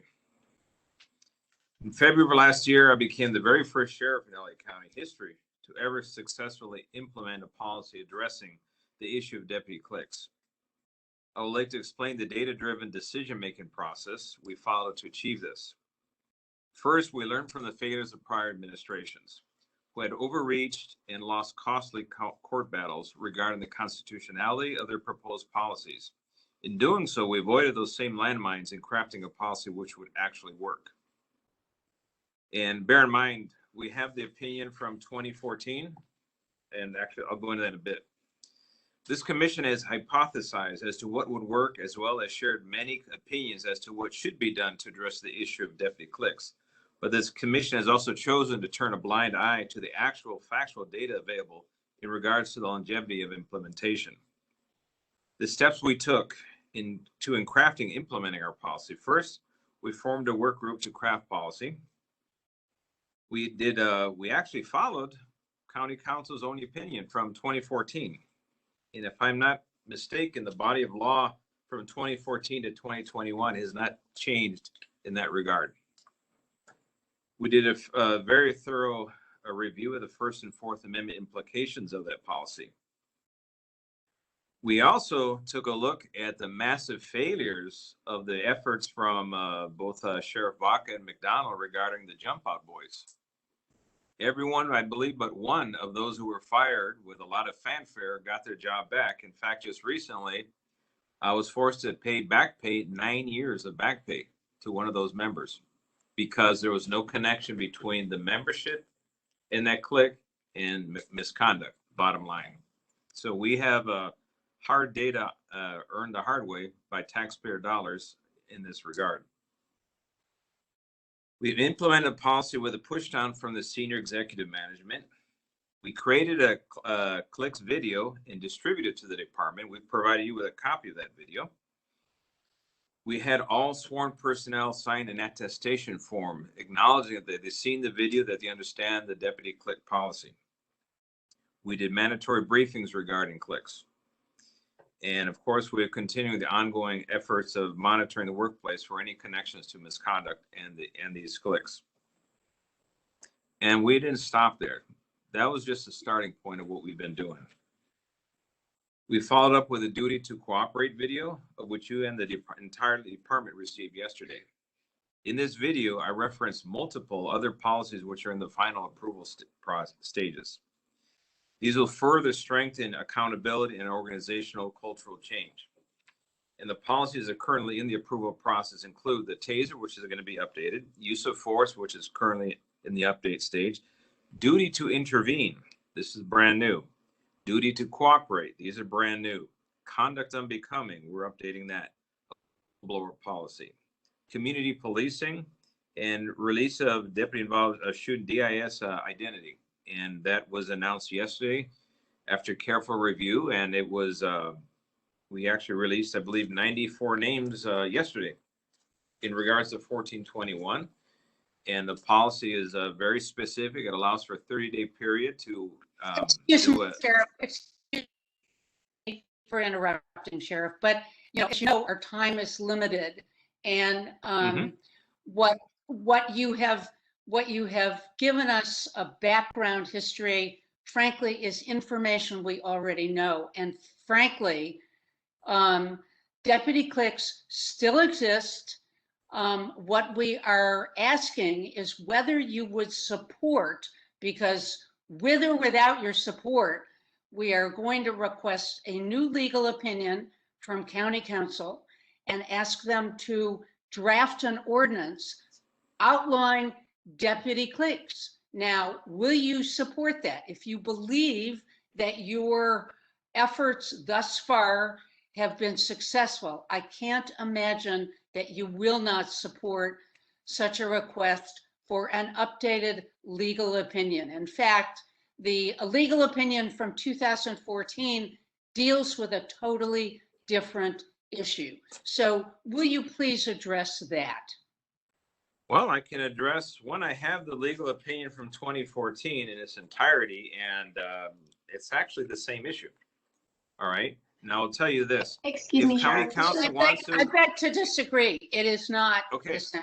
Well, let's not argue. If you want to have County Council offer a new opinion, I would be more than happy to welcome that. But I will add this. County Council is going to have to do a far better job than they've done lately, which is crafting their decision based on what they want the outcome to be, not what the actual body of knowledge and case law exists. Well, I think that's wonderful that you will support County Council issuing a new opinion. And that is, and will you also support their drafting an ordinance banning deputy clerks? I don't think you're aware that I'm sponsoring legislation with Mike Gibson at the state level addressing peace officer clicks in the workplace. And I'm so glad you mentioned Assembly Member Gibson's, because my understanding is that legislation is now through Assembly Public Safety, and it will go a long way to support banning of deputy clerks. So I'm very happy that you're talking about doing that. Now, when it comes to an ordinance, there's a lot of ordinances issued by the county, and a lot of them don't pass constitutional muster. They're done basically based on, well, we have the power to do it, so there it is. That's not exactly a thorough, independent legal analysis that becomes county ordinance. So I'll wait to have the independent legal analysis before I decide on anything. All right, at this point, I'd like to open the questions up to other commissioners. Yes, Commissioner Bonner. First, thank you, Sheriff, for being here. And I do want to acknowledge that you are the first sheriff, at least in my memory, to recognize that deputy clicks are a serious problem within the Sheriff's Department. You've been quoted as saying that deputy clicks have, and I'm quoting you now, driven a wedge between the department and the public it serves, and that they've had a negative effect on the LASD's, Sheriff's Department mission, and that they have undermined trust and increased the risk of civil liability to the county. You still stand by those statements, sir? I can say today we're in far better place than we were when I started my administration. In fact, I'm going to quote you, Mr. Bonner. In your legal analysis you did of your proposed policy, in 3 separate areas, you state, we are unaware of any instance in which any deputy has been penalized or any click disbanded pursuant to that policy. That's number 1. You said that policy has not worked, has resulted in no publicly known penalties or click disbanding, and clicks still remain a serious problem. Number 2. Number 3, prior policies to eliminate deputy clicks have not worked. More substantial action is needed.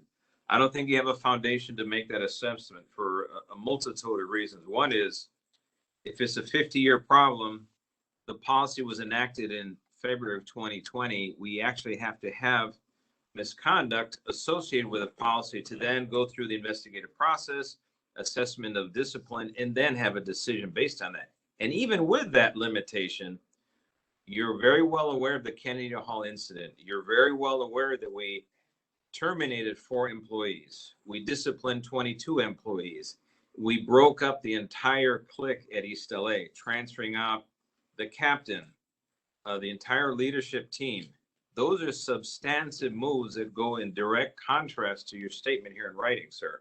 And I'm gonna assume, Sheriff, that you agree that you do agree with the remarks I just quoted that you have made. Actually, you made them very recently in your video, but so I assume you agree with them. Do you agree that there are deputy clicks at certain of the department's patrol stations? I would say right now their perception is a bigger problem than the actual issue of the deputy. I asked you whether, I'm asking for you, you are the sheriff, you have tremendous knowledge about what goes on in the Sheriff's Department and have for years. I'm asking you whether there are currently deputy clicks at any of the patrol stations. does the deputy clique that's known as the Banditos, does that still exist at the East LA station, or have you eradicated it? And I just don't know it. No longer exists at East LA Station. They have been broken up in accordance to the law and constitutionally permissibly way, I should add. Do the executioners still exist at the Compton station? Is that clique, deputy clique, still in existence? Now we're going into litigation area, sir, that is currently being litigated, and I'm not going to go into that. All right. So if I asked you whether at this time a deputy clique still exists within the sheriff's department, I mean, the answer to that is yes, is it not? I'd say there's deputy cliques in every single organization on the face of the earth. No, I'm asking about the sheriff's department, Sheriff, the one you had. Are there deputy cliques currently in existence within your department? I'm going to say, based on what your definition is of deputy cliques, that is a matter of pending litigation, and we'll leave it at that. That's an astonishing answer to me, sir. But let me just say, do you agree that it would be in the best interest of the public if deputy cliques were eradicated within the sheriff's department? If there's any group that is harming the public or harming their fellow employees, by all means, yes, I agree, they need to be eradicated if they exist. Now, you got to prove that they exist. Commissioner Bonner, we need to move on to I have one other question, Madam Chair, that is just we'll make it quickly, please. If it was determined, Sheriff, if you had a legal opinion that the policy proposed by the Civilian Oversight Commission to prohibit joining and participation in deputy cliques was not unconstitutional, I know you've asserted it otherwise, would you then consider adopting such a policy? Absolutely not, for a simple reason. If it's not unconstitutional, why not? One, because the policy that we have in place now is working. The policy you're proposing, let's set aside the Constitution, assuming that it were constitutional. Yeah. We're trying to run an organization. If we engage in a witch hunt, we're going to try to ferret out people, and God knows how you plan on actually doing that without disrupting the workplace. We still have an organization to run. The trains still need to leave on time. We're running a 24/7 operation where we're asking deputies to stick their neck out and do very, very difficult things in terrible circumstances. And on top of that, you're going to engage in a witch hunt without the facts to support it. That is not going to fly as a leader. I'm not talking about a witch hunt, Sheriff, but I am talking. Can you just tell us one more thing? Can you tell us whether any deputy? Can you tell us whether any deputy has been disciplined for participating or joining in a clique for that conduct? Has anybody been disciplined for that since you adopted your February 2020 policy? Yes or no, sir? As a result of the policy we adopted in February 20th, we have one investigation involving one station that is going to be impacted by that new policy. And any subsequent evidence or acts of misconduct that is relevant and that policy applies, it will be used, including termination if the facts support that. We will be doing that. So the answer, for the record, Madam Chair, I'm demanding that record show the answer was no. The sheriff there's been nobody disciplined. We need to move on to other commissioners to make use of everybody's time. Commissioner Bonner, as I said, Commissioner Ochen, I will get to you, but I want to give the ad hoc committee commissioners an opportunity to first pose their questions. So, Mr. Kennedy, do you have a question for the sheriff? Yes, I do. Sheriff, on August 13, 2020, Matthew Burson, the chief of the Professional Standards Division, stated, quote, "I'm here to strongly denounce deputy subgroups and cliques commonly known as deputy gangs," unquote. He announced that he would conduct a, quote, "comprehensive investigation of these deputy gangs under your direction." And he conceded the negative impact of deputy gangs on the community. He said, "For decades, LASD has been under intense scrutiny as a result of these groups surfacing in various sheriff stations around the county. They have not only caused great embarrassment and concern to the department, but to the community as well. And he said that he pledged to investigate not only the banditos and the executioners, but the department in its entirety. What is the status of Chief Burson's investigation of deputy gangs within the department in its entirety? We've done interviews, very thorough interviews of almost the entire workforce at 2 stations. And that was East LA and Compton Station. You're probably aware of that, Mr. Kennedy. And we also reviewed the deposition from a plaintiff in a case. And that deposition, his number one answer on every question about evidence or proof was, well, it's common knowledge. It's common knowledge. But we could not find anybody to corroborate any of his statements. And so all I can tell you is this. I apologize. I apologize. This is Millicent Rowland from County Council. If I may interrupt, Sheriff, I would advise you to please not address any specific incidences or any subjects of current pending litigation. And Well, if, excuse me, if I could ma'am. speak as the Inspector General advising the commission, I just want to note that although County Council has advised the sheriff not to speak regarding pending litigation, there is no pending litigation privilege or right not to answer questions from this commission in a public setting.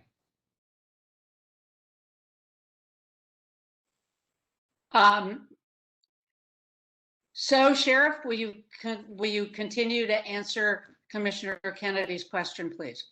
Well, all I can say is that we've done 2 very exhaustive investigations, compiled thousands of pages of testimony. And I'm going to stand by the efforts that we've done so far, and the results speak for themselves. And it might not align with what the commission is seeking or the trial attorneys, but we're going to go based on facts. And every decision we're going to make this relates to employment has to be made on facts. It can't be made on perceptions or feelings, and they take time. They don't happen overnight. I mean, the fact that we were able to hammer out the Kennedy Hall investigation during the pandemic was a monumental task involving so many different people with issues with the COVID and not wanting to show up in person with an attorney. It was not easy, but we got through it all, and the result, again, speaks for themselves. And as a result of that, we're learning a lot along the way. But anything else, and then I'm going to defer that to the county council on current things that are subject to litigation. Commissioner Harris, did you have a question for the sheriff, please? Yes, thank you. Sheriff, at the conclusion of these 2 investigations that you have alluded to, are you willing to provide all of those investigative notes and everything to the Office of the Inspector General so that he'll have the opportunity to review the completeness of those investigations? Well, the Inspector General has had the entire case filed regarding the Kennedy Hall incident, and the fact that he ignored it and wrote a very scathing documentation about, oh my God, we didn't do this, didn't do that, on the criminal investigation while ignoring the administrative investigation. It did result in 4 terminations, 22 suspensions, the transferring of 36 individuals. That's troubling for me because he has the information, and what he chooses to do with it, I can't control that. But obviously, he's being selectively blind to the things that don't fit his narrative. So when we're done with the issue with Compton, he's going to have the entire case file, and he can pick it apart. But we're asking all the hard questions in that. And of course, if it doesn't fit his narrative, we won't hear anything about that either. We're used to that already. So the answer is you will provide the Office of Inspector General with the complete investigative files on any station in which you are conducting an investigation concerning the possibility of there being cliques and gangs. Mr. Harris, I'm not even aware of it, but he has access to that already. He's just being asking the question, honest. Sheriff. Yes or no? That's a big yes. He has it already. Thank you. Commissioner Ochen? Thank you, Madam Chair. I asked this question last time you were here, Sheriff Villanueva, and I'm not sure that we got a clear answer, so I want to ask it again. Under the current policy, is participation in a deputy gang or a deputy clique itself misconduct, or does the deputy have to do something else in addition to participating in a gang or clique to be subject to discipline and or termination? There has to be misconduct. We go into, if the conduct is not connected or the participation is not connected to misconduct, you run into that First Amendment, into a solid brick wall that we're paying dearly for it, millions and millions of dollars in wrongful termination payouts. There has to be misconduct. But I'll promise you this, Ms. Ochen, when we do have that misconduct connected to it, we are going to move very aggressively and very affirmatively to hold people accountable, because that is one of the elements of accountability. However, we cannot do it without the facts. That's very important. I just want to clarify. So what I think I heard you say, and Sheriff, please correct me if I'm misunderstanding. So participation in a clique itself is not misconduct. There has to be something else, say fabrication of evidence, excessive use of force, lying on a police report, something else besides the participation in a deputy clique or gang.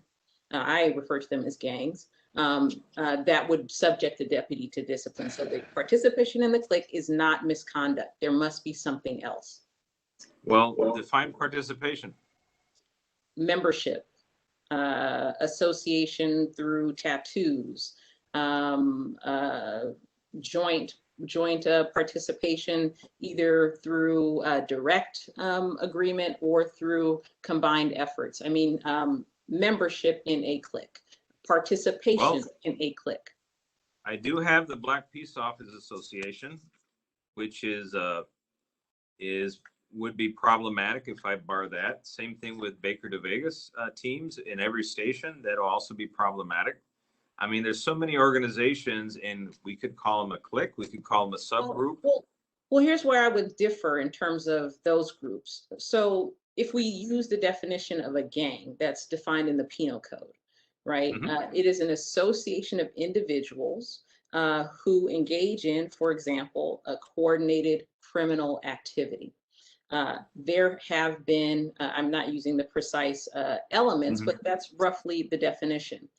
Now, there have been, over decades, there have been documented instances of banditos, executioners, so on and so forth at the East LA station, at the Compton station, and at many others that fit that criteria. I don't think the Black Peace Officers Association does. So I'm asking about those organizations. I'm asking about those gangs. Is participation in the Banditos, for example, or the Vikings or the Executioners, any of the other cliques or gangs that have existed that meet that definition, is participation in one of those gangs or cliques itself misconduct under your policy? Well, 182.6 of the California Penal Code calls for criminal conduct, as you just referenced. If someone just decides, hey, I'm going to be part of this deputy clique called the Tweety Birds, but they don't do anything criminal. The Banditos have, but here's the thing: the Bandito. You're speaking in the abstract. I'm speaking very concretely.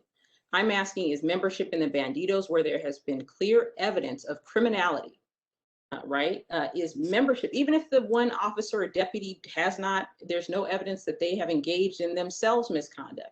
If they participate in such an organization where there has been longstanding evidence that members of that group, of that clique, of that gang have engaged in criminal activity, is a deputy who is a member of that group, but themselves who have not engaged in misconduct or criminal activity directly, is participation in the Banditos misconduct? I find it troubling that you're not able to answer this question directly, Sheriff. Actually, I can answer the question very directly, but please.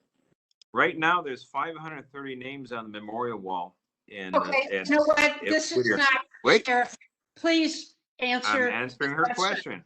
I All mean, right, it's we not don't a- want to hear about 500 names, as tragic as they are, on a memorial wall. You are being obfuscatory. You're not answering the questions. You're wasting your own time and the commission's time and the members of the public. Well, I'm going yes. right to the heart of her question, which is I would just like a yes or a no. Is it misconduct to, so for example, if there was a criminal street gang You know what? in Compton or in Lancaster or in West Hollywood or Malibu, and an individual joined that gang, they would be a part of a criminal conspiracy, whether they engaged in overt criminal action themselves, simply would by not. associating themselves. Yes, they No, would. they would not. They would not. Oh my God. Sir, I'm that's shocked. a conspiracy. If you join a conspiracy and the conspiracy is engaging in criminal activity, You have to have the criminal activity for the conspiracy. You can't have a conspiracy the without the criminal banditos activity. are engaging Oh my God. in violence. They are engaged. There have been documented instances where members have fabricated evidence, where they have perjured themselves, where they have killed people or brutalized other members of the department. Are you suggesting that's not criminal? Well, what I'm suggesting to you is where they wearing tan and green, where this evidence that this conduct occurred in the course of their job. There are strong allegations that yes, this is a part of the. That's why I activities that went they're to the. engaging That's in. why I referred to the memorial wall. There's 537 names. Among those names are people that had tattoos of the bandidos, of All right, the regulars, you know what, Sheriff, of the cavemen. we are- So no. did they Excuse me, die? sir. Did they die as members of a deputy gang, or did they die as deputy sheriffs during the I'll course move of on, their duties? Sheriff. I'll move on, Sheriff. All right, Can I just ask a separate question? Please, we need to have other. I didn't even get to ask a question. I didn't get a question. I would just like to ask two. Answer the question. Can I just ask, sir? Mm-hmm. So you've cast allegations against a number of different oversight bodies. The Civilian Oversight Commission is biased. The OIG is biased against the department. The Los Angeles District Attorney is biased against the Sheriff's Department. The Board of Supervisors is biased against the Sheriff's Department. And now you suggested that County Council is biased against the Sheriff's Department. Is there an entity in LA County that is unbiased or objective as to the Sheriff's Department, in your opinion, such that they can investigate this matter? Sure. The FBI. We have full. I was faith in asking their in LA ability. County, in LA County. Well, as long as they're controlled and appointed by the Board of Supervisors, of course not. They will always be biased. What about the coroner? Coroner is appointed by the Board of Supervisors as well. Yeah, you didn't know So that. so there's no oversight body in the County of Los Angeles that is unbiased against the Sheriff's Department, is what you're As saying. long as they're appointed by the Board of Supervisors, they will always have And that most, inherent and bias. the Los Angeles District Attorney is not appointed by the Board of Supervisors. Well, to date, he really hasn't made a decision regarding the Sheriff's Department yet, so I don't have an opinion on his bias or not bias. That would be very premature at this point. But we also have the Department of Justice. We have the Attorney General. We have a lot of other actors. Thank you. At this point, we need to move on and try and get some answers to other commissioners' questions. Anybody else on the commission have any question for Sheriff Villanueva? Well, in that case, I'll return again to anybody who wants to ask a second question that had not had that opportunity. Yes, Commissioner Giggins, go ahead. I was just going to say that I wanted to cede my question to Commissioner Bonner, but since you're allowing a second question, I assume he can proceed. Yes, Commissioner Bonner, did you want to ask another question? I can't ask one question at a time, Madam Chair, and I object to the procedure. I believe, like a congressional oversight committee, each commissioner should have 5 minutes to ask questions in a sequential order to the sheriff. And having been denied that opportunity, I'm not going to ask just one question. I try to develop thoughts with multiple questions. Thank you. Well, as you know, Commissioner Bonner, this is not a congressional investigative body, and since we have such rare opportunity to have the sheriff appear, and in fact, with even our time today for reasons we don't have an explanation for, the sheriff's time with us is very limited. So with that, Sheriff Villanueva, it's hard lady. to get us. Yes, Commissioner Thompson, go ahead. Thompson, Sheriff, good afternoon. Thanks for being with us today. Without any compromise to any investigation or to your office, can you give us an update on some of the recent officer-involved shootings, such as that have ended in death? I believe the young man is Twyman and others. Can you, without going into details, can you give us where those investigations are? Are we making progress? Would you be so kind to do that? Actually, that's a very good question. I appreciate that, Mr. Thompson. We did release 94 names of those who were involved in deputy-involved shootings. They're on the website. They were posted yesterday, and we now have to move the standard to 30 days. So we will not hear of a case where it is not released unless it's for very specific reasons. On the Twyman case in particular, that is one of 4 cases that we're waiting on the Justice System Integrity Division to have a decision. But we've also, we're working on a change of policy. We'll be announcing it next month when we concluded certain investigations. That's going to have quite a meaningful impact on the way we move forward, particularly when it involves deputy-involved shootings of unarmed suspects. And that we'll be announcing that next month. And on the transparency side, we've kicked out everything that can legally be kicked out has already been kicked out. So all we're waiting for, and the majority of the cases, has been the DA's office. And the case of Twyman, that's from June 6th of 2019. We're approaching the 2-year mark, and we still don't have a decision yet. And that's a case that there were not a lot of witnesses. It's on video. The physical evidence is kind of very self-contained, and to have to wait 2 years for a decision doesn't do justice to any of the parties involved, both to the family that lost their loved one, the deputies involved in the department, and the community. So we need opinions at a little quicker pace than we're getting them. And the prior DA, on 3 separate occasions, we brought a list of names of cases to their attention to get a resolution, and they produced some, but we have some going all the way back to 2016 that we don't have a decision yet. So that has been a big delay in getting information out, and also to make administrative decisions, whether or not the shooting adhered to department policy or the person would be subject to discipline, for example.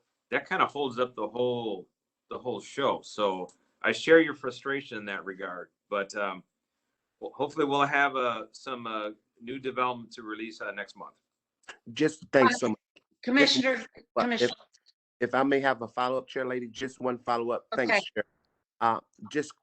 Just forgive my ignorance on this. Have the officers who've been involved in those shootings, are they yet in the field, or have they been removed from the field and relegated to desk duty? Are they on administrative leave? Can you speak to that? Yes, they've been removed from the field. They've been relegated to desk duty, pending the outcome of that investigation. And pretty much it's standard operating procedure for the department. Whenever there's a shooting where we have concerns and there's a question about liability issues, and we're definitely not going to return the person to the field until that issue is resolved. And of course, now it's really dragging on. So no, I hear you. Thank you. Thank you so much. One final question before I'd like to make this motion. Commissioner Kennedy, go ahead. Sheriff, it's my understanding that in the recent past, I'm thinking 3 years ago, in response to concerns about deputy cliques or gangs, the department convened an internal committee to study inappropriate logos and tattoos and published a report on all the known tattoos and logos. I was wondering if you could confirm that and whether you would produce it. I've tried to find it under the Public Records Act and my requests have been denied. That was not under my administration, and I have not seen that myself, so I couldn't answer to that. But I can tell you this: we are aware of pretty much every LA County fire station has a tattoo. Every single LAPD division also has a tattoo, and the question is, does it go from that to misconduct? And that therein lies the rub. So you don't have the prior administration's records regarding committees? That's not kept? We've never seen it, and we have looked for a lot of records, and if they did produce something, they may have said they produced it, but they didn't generate it. I can't attest to what they did. At this point, I'd like to, Sheriff, can you stay past 1 o'clock or is your time limited? I can stay to at least 1:10. All right. I would like to make a motion that this commission requests County Council to issue a new opinion on the constitutionality of our proposed policy and preamble, and draft an ordinance banning deputy cliques. Is there a second? Second. Second. All right. Before we take a vote on the motion, I'd like to have some public comment and have the sheriff stay during the period of time that there's public comment. Could I just modify? Could I just comment? Well, I'd like to comment on the motion. Go ahead. And that is that the opinion we're requesting should be a request for an opinion with respect to the constitutionality of the proposed policy. It doesn't, the preamble simply explains the proposed policy, it gives background. It is not something that would be subject to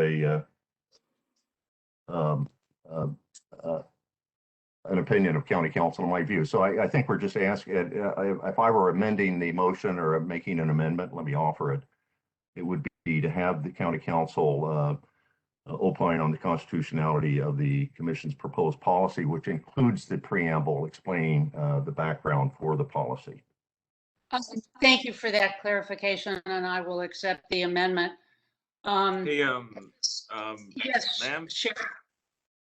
Yeah, I'm gonna have to run to a press conference in the city of Temple City I'm due there at 2 o'clock. And I just want to make a brief statement, and I may have to go. I'll try to listen as much as I can, but the clock is running for me to get there in time. But it's just really something important that you need to be aware of. Plaintiff's attorney's allegations and depositions are not proof. They're not evidence. That is just allegations. When we have facts, we can move forward and we can make employment decisions. We have a body of facts together. We can cobble together and form policy, but we do not do policies without the information to support it. And so far, we're not there with that. And in closing, this has been since February of 20. It needs more time for these measures to take hold and and measure their effectiveness of it. It's entirely premature to judge things as not working without having sufficient time and evidence of cases to do that. So with that, thank you all. All right, Sheriff, I thought you said you could stay till 1:10. I'll stay till 1:10. In fact, right now. All right, thank you. All right, Jennifer, do you want to go ahead and start public comment, which at this point is only going to be 1 minute each, please. Excellent, thank you. And first, an announcement in Spanish. Buenas tardes. Si necesita una traducción en sus comentarios, simplemente diga la palabra español antes de comenzar sus comentarios y un traductor le dará instrucciones antes de que empiece los comentarios. Gracias. Thank you. And our first comment will come from Julie Martinez. Julie, you're unmuted. Please go ahead. Hello. Thank you for this opportunity to speak. it's unfortunate that I'm only given 1 minute, but I want to say that when my grandson was shot in the back at a routine traffic stop, the community immediately talked about that the shooter, the deputy sheriff, was a member of the Bandidos gang. It was denied. We didn't get information. And now we do find out that he is a member and a current member of the Bandidos gang. Not only that, his moniker is that of the shooter, which in street gangs, the shooter is there are shooters that are identified, and he is identified as a shooter. Sheriff Villanueva is talking about he would have to disrupt the entire operation to root out criminal gang members, not cliques, but gangs. Yes, let's disrupt this unholy alliance that is referred to as the LA County Sheriff Department. Let us treat these gang members like we treat street gang members. Let's create a gang database. Let's use Cal gangs. Let's take photographs of these tattoos. Let us investigate and disrupt the entire system to root out this criminal syndicate. Your time, Julie. The next comment will come from Q Jean-Marie. Please go ahead with your comments, Pastor Q. Pastor Q, you're unmuted. Do you have a public comment? Okay, moving on. Michelle King, you are unmuted. Please go ahead with your comment. Thank you. It was no mistake that Sheriff Villanueva was 20 minutes late for the meeting. It's a petulant attempt to assert his control and communicate that he is not beholden to you. And coming up with statements at the end to avoid listening to any public comment, we see right through, very transparent. Enough is enough. We need to eradicate these deputy gangs. 18 deputy gangs, tattooed, white supremacist, racist, neo-Nazi deputy gangs. Not hearsay. These gangs have been confirmed by federal courts. Stop calling them cliques when you've repeatedly confirmed them as gangs, meeting after meeting. Villanueva's utter failure of leadership has only enabled deputy gangs and problem deputies to engage in greater misconduct, sending a clear message to deputies that they will not face accountability.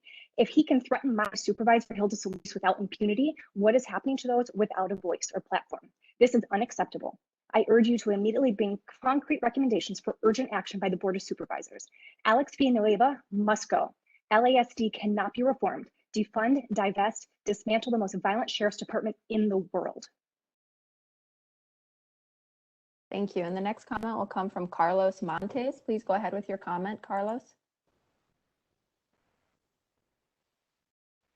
Carlos Montes, you are unmuted. Please go ahead with your comment. Okay, hearing nothing, we will move on to Valerie Vargas. You are unmuted. Please go ahead. Yeah, hi. This is the aunt of Anthony Vargas Villanueva, who you so frequently fucking go towards your transparency website.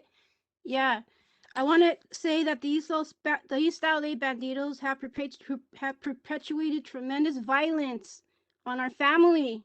We're living proof right now that this gang exists in the city of East LA. They walk around without their body cameras. They walk around with their little Ford Apache insignia, and nothing's being done. And you constantly come on here on your lives, on the COC, and this is their leader. Your sheer arrogance is fucking repulsive. The only justice that I could see that the city of East LA and the LA County could get is when Villanueva goes. Thank you. And the next comment will come from Desiree Robledo. You are unmuted. Please go ahead with your comments, Desiree.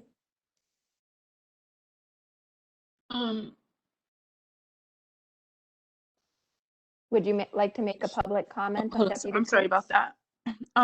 So my comment is to everybody in general. I feel like you guys also need to reach out to support these victims. I see you on Twitter and whatnot, like supporting these victims of crime, but yet what about the victims of crime for all these individuals that were affected by the police department and the deaths? I feel like there's not enough support on anybody's part for these families. And if you agree with, if you want to sit there and like back up, the sheriffs, that's fine. It all comes out at the end. I'm not going to sit here and badger you either, because that's not what I'm here for. I'm here to just to ask for like empathy, and just for everybody in general, like especially the ones that are incarcerated, working for free too. That's another thing. I don't have nothing else more to say. Thank Thank you. you, Desiree. And the next comment will come from Milagro Jones. You're unmuted. Please go ahead with your comment, Milagro. Yeah, I'd just like to say to coward Vanilla Wafer, you're a coward and you're gonna go to prison. Just like all the gang members that are underneath you, you're a gang leader. You're a gang member too. You said on record that everybody was one of the Vikings when you was over there at Linwood Station. You're a coward. You know that for a fact that you have gangs, notorious gangs, running the streets, shooting us in our backs, shooting us in the back of our heads, raping people in the jails, setting up rapes, setting up murders, planting drugs, planting evidence. You know exactly how deep it goes because you were part of it and you a coward. And I'm going to laugh and I'm going to smile and I'm going to pray to God and thank God the day when you're sitting behind bars, because that's where you deserve to be, because you were part of the problem and you've been a part of the problem. And you obfuscating and hiding and covering up for every single one of them. So you just as guilty as any of them. And you got the blood all over your hands. So you're going to go to prison and get the justice that you deserve. You can bet on that, coward. And the next comment will come from Leticia Vasquez. You're unmuted. Please go ahead with your comment, Leticia. Hi, Mr. Villanueva. My name is Leticia Vasquez. I'm the parent of Marco Antonio Vasquez Jr. that was murdered by your Pico Rivera Sheriff Station on October 6, 2019, in front of his wife, children, his father, his brother, and myself. We barely learned of the names of those shooters yesterday, and we still don't have any other information. He was a mental crisis. There was no MET team on the second call because there was a first, and he was one of the callers asking for help. It is sad that you withhold so much information. We have emailed you multiple times. We have requested information. We haven't had the courtesy of hearing from you at all. Mental health is a serious situation. Your officers just come and shoot without trying to de-escalate, and body cams were not used, so they say. How can I know if they were? Thank you. And that does conclude your time. The next comment will come from Richie Sergenko. You're unmuted. Please go ahead with your comment, Richie. Yeah, I just want to say, thankfully, I got this this question in before, or this comment in before 1:10. So the Sheriff Alex Villanueva, the lead gang member of LA County, he's a bandito himself. I'm glad he's able to hear this. Alex, stop running from the fucking people, you coward. We know you got gang tats. We want to see it. You're covering up the murder of Andres Guidardo. You know, you're going to go, like another caller said, you're going to jail, my guy. And we're all going to fucking dance on your grave when it happens. The fucking Vargas family is currently being harassed under your direction by the gang members in East LA. There's family harass. Your fucking deputies harass the families of people that they kill. That's the culture you have over there, Alex. You're fucking evil people. You're fucking rotten hell. Fuck you.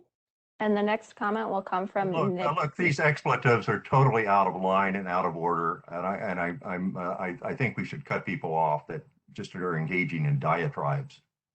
Thank you. And the next comment will come from Mateo Negasi. Mateo, you're unmuted. Please go ahead. Yeah, first of all, Bonner, if somebody wants to say fuck you, that's our right to say fuck you. Okay, so Sheriff Villanueva, you show up 15 minutes late and you talk about, I think within 30 minutes, that after decades of proof that there's gangs in your department, that all of a sudden, poof, the East LA station is cured. Where they've gone, they've been transferred or fired, or who are these people? Name these people. We want a list of names, okay?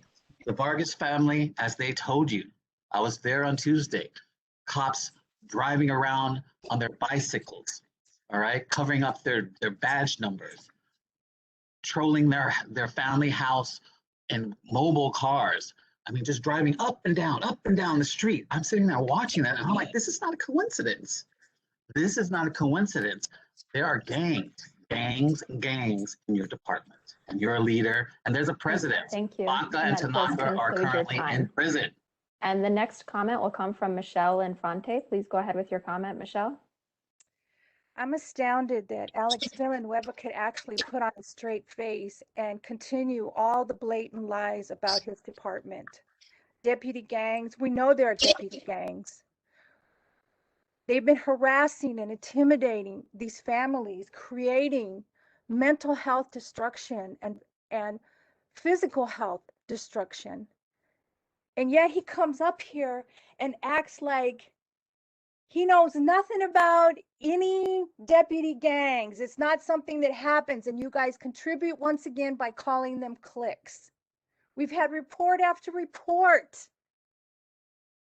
I mean, this is like ridiculous. You are, again, the funnel. You're the pump that's the funnel for the information to the County Board of Supervisors. They're doing nothing. They throw these families a bone once in a while. Alex, he needs to be made accountable for his wrongdoings. They're criminal acts. You know And that does conclude your time. And the next comment will come from Tyler Bordeaux. You're unmuted. Please go ahead with your comment, Tyler. Hello. I just want to say first off that, you know, it's really cowardly that Sheriff Villanueva just turned off his camera and walked away. That behavior should not be allowed, and I want to condemn him for that, because if he can't listen to the people, his constituents, the people that are suffering underneath his abuse and the toxic culture that he allows in his sheriff's department, then he should resign immediately, and this commission should remove him from the position. If he can't take the smoke, then he needs to resign immediately. I stand with the families who have experienced so much loss and harassment and abuse at the hands of these corrupt sheriff deputies, and we need to end the gangs that are just, you know, causing harm to our communities. You know, it's ridiculous, and I urge this commission to end deputy gangs and remove Sheriff Villanueva. Check the sheriff. And the next comment will come from Helen Jones. Please go ahead with your comment, Helen. You know, it's so sad that the sheriff was able to just walk off the camera like that and just disregard the families like what he just did. You know, in March 2020, he reopened John K. secretly, and he told me that it would be hard for me to prove first-degree murder for my son, but he told me that he's pretty sure that I can get manslaughter, and for him to just be able to walk away, and I wasn't able to say none of this to this man. And he then sent two homicide detectives to my door, Sergeant Stephanie Stroud, Detective Jason Martz. When my first interview with these two detectives, they lied to me. They showed me a video of my son. They tried to tell me lies about the video, which they thought I couldn't get my hands on the video. And it is just so sad to be able to just see him walk away. And I urge this committee to step into this case while it's open, because y'all can help a lot of other families if this commission step into John's case while it's still And the open. next comment will come from Tamara Kay. Please go ahead, Tamara. Okay, first off, the family should have priority in speaking. Second off, Villanueva's disgrace. What I just witnessed on here, he was dancing around issues. He was double talking. He was lying. There's families on here, power and strength of the families, lying to the families who have been directly impacted. When asked if there are deputy gangs, he said perception is the biggest problem. The perception isn't the biggest problem, is the issue. He said there's no banditos when the Vargas family's been directly impacted. Commissioner Ocean said participation in deputy gangs, or questioned him, saying, well, participation in deputy gangs is not misconduct. Then it has to be something else, such as killing our folks. Also, he thinks anybody that's against him is biased. Secondly, 90 people, LASD has killed 90 people. Thank you, and that does conclude your time. The next comment will come from Michelle Wetland. You're unmuted. Please go ahead with your comment, Michelle. Fuck, I didn't get to finish. Michelle. You are unmuted. Would you like to make a public comment on this item? Yes, can you hear me? Yes, please go ahead. So I really appreciate everything that has been shared, especially by the families so bravely sharing from such an emotional, traumatizing place.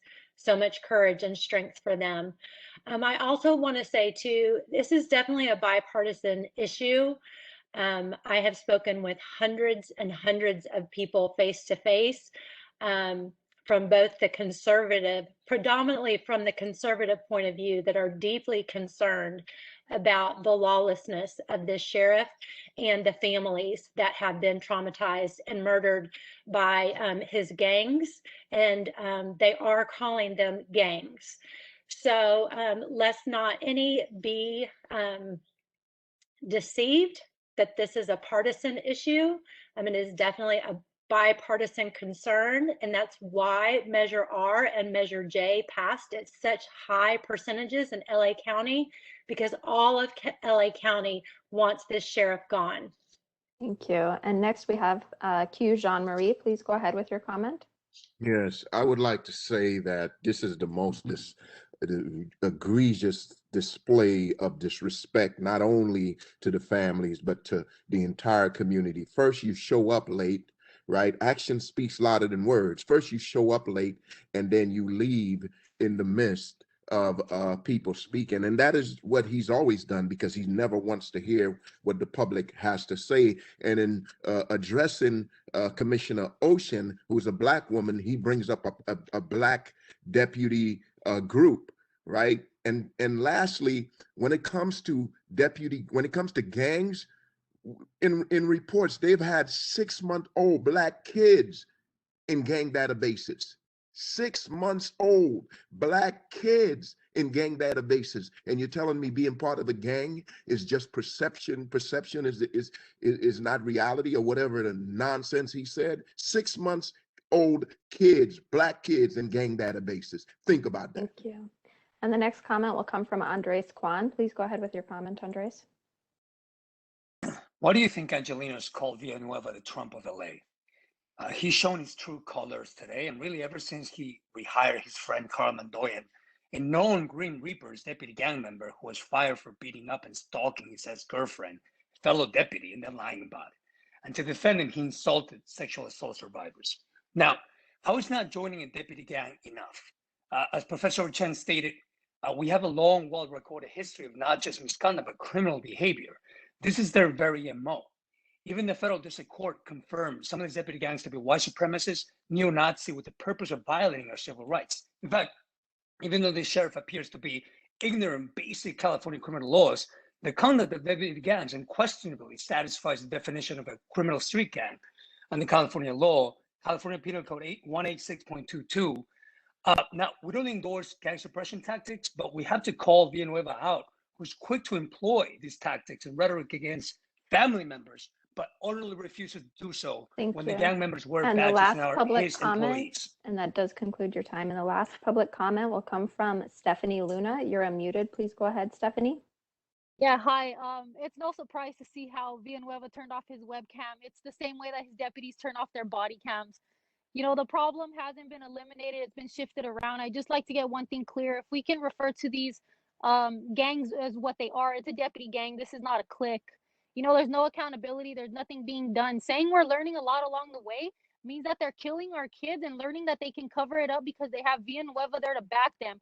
Not anymore. They can't do it anymore. You know, because we're learning a lot along the way too. There are over 600 names of those killed by police, and my nephew is one of them. Jonathan Rojas and Nicholas Perez are identified as members of the Bandidos gang. They didn't get disciplined or put on desk duty. They got promoted. Saying there has to be an action taken that proves they're part of the gang. Does gang stalking and harassing surviving families count? Because that's what they've done. There's no reason why. There's no reason why we should have these deputies showing up in front of our house. They've been given millions of dollars in extra training. They've been given body cams. They've been given all these extra resources. And here we are still having our loved ones murdered, still being harassed by the department. Defund, divest, and dismantle the sheriff's department. Villanueva must go. And that does conclude your time, Stephanie. And Chair Rubin, that does conclude all the public comment for this. Thank you all. And once again, I'm sorry that public comment was reduced because of the time. We do have a motion which has been seconded before us Ingrid, would you take the vote of the commissioners, please? Yes. Commissioner Bonner, Yes. Commissioner Diggins, Could you restate the motion?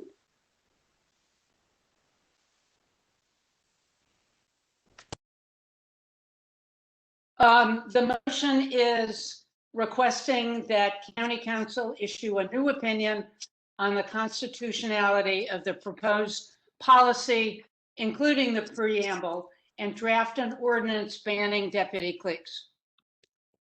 Thank you. I vote yes. Commissioner Harris, Yes. Commissioner Kennedy,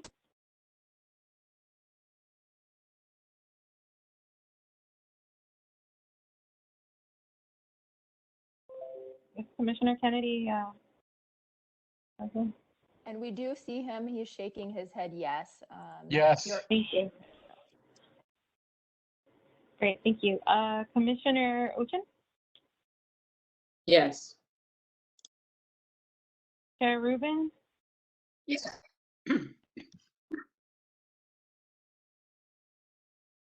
Commissioner Thompson, Yes.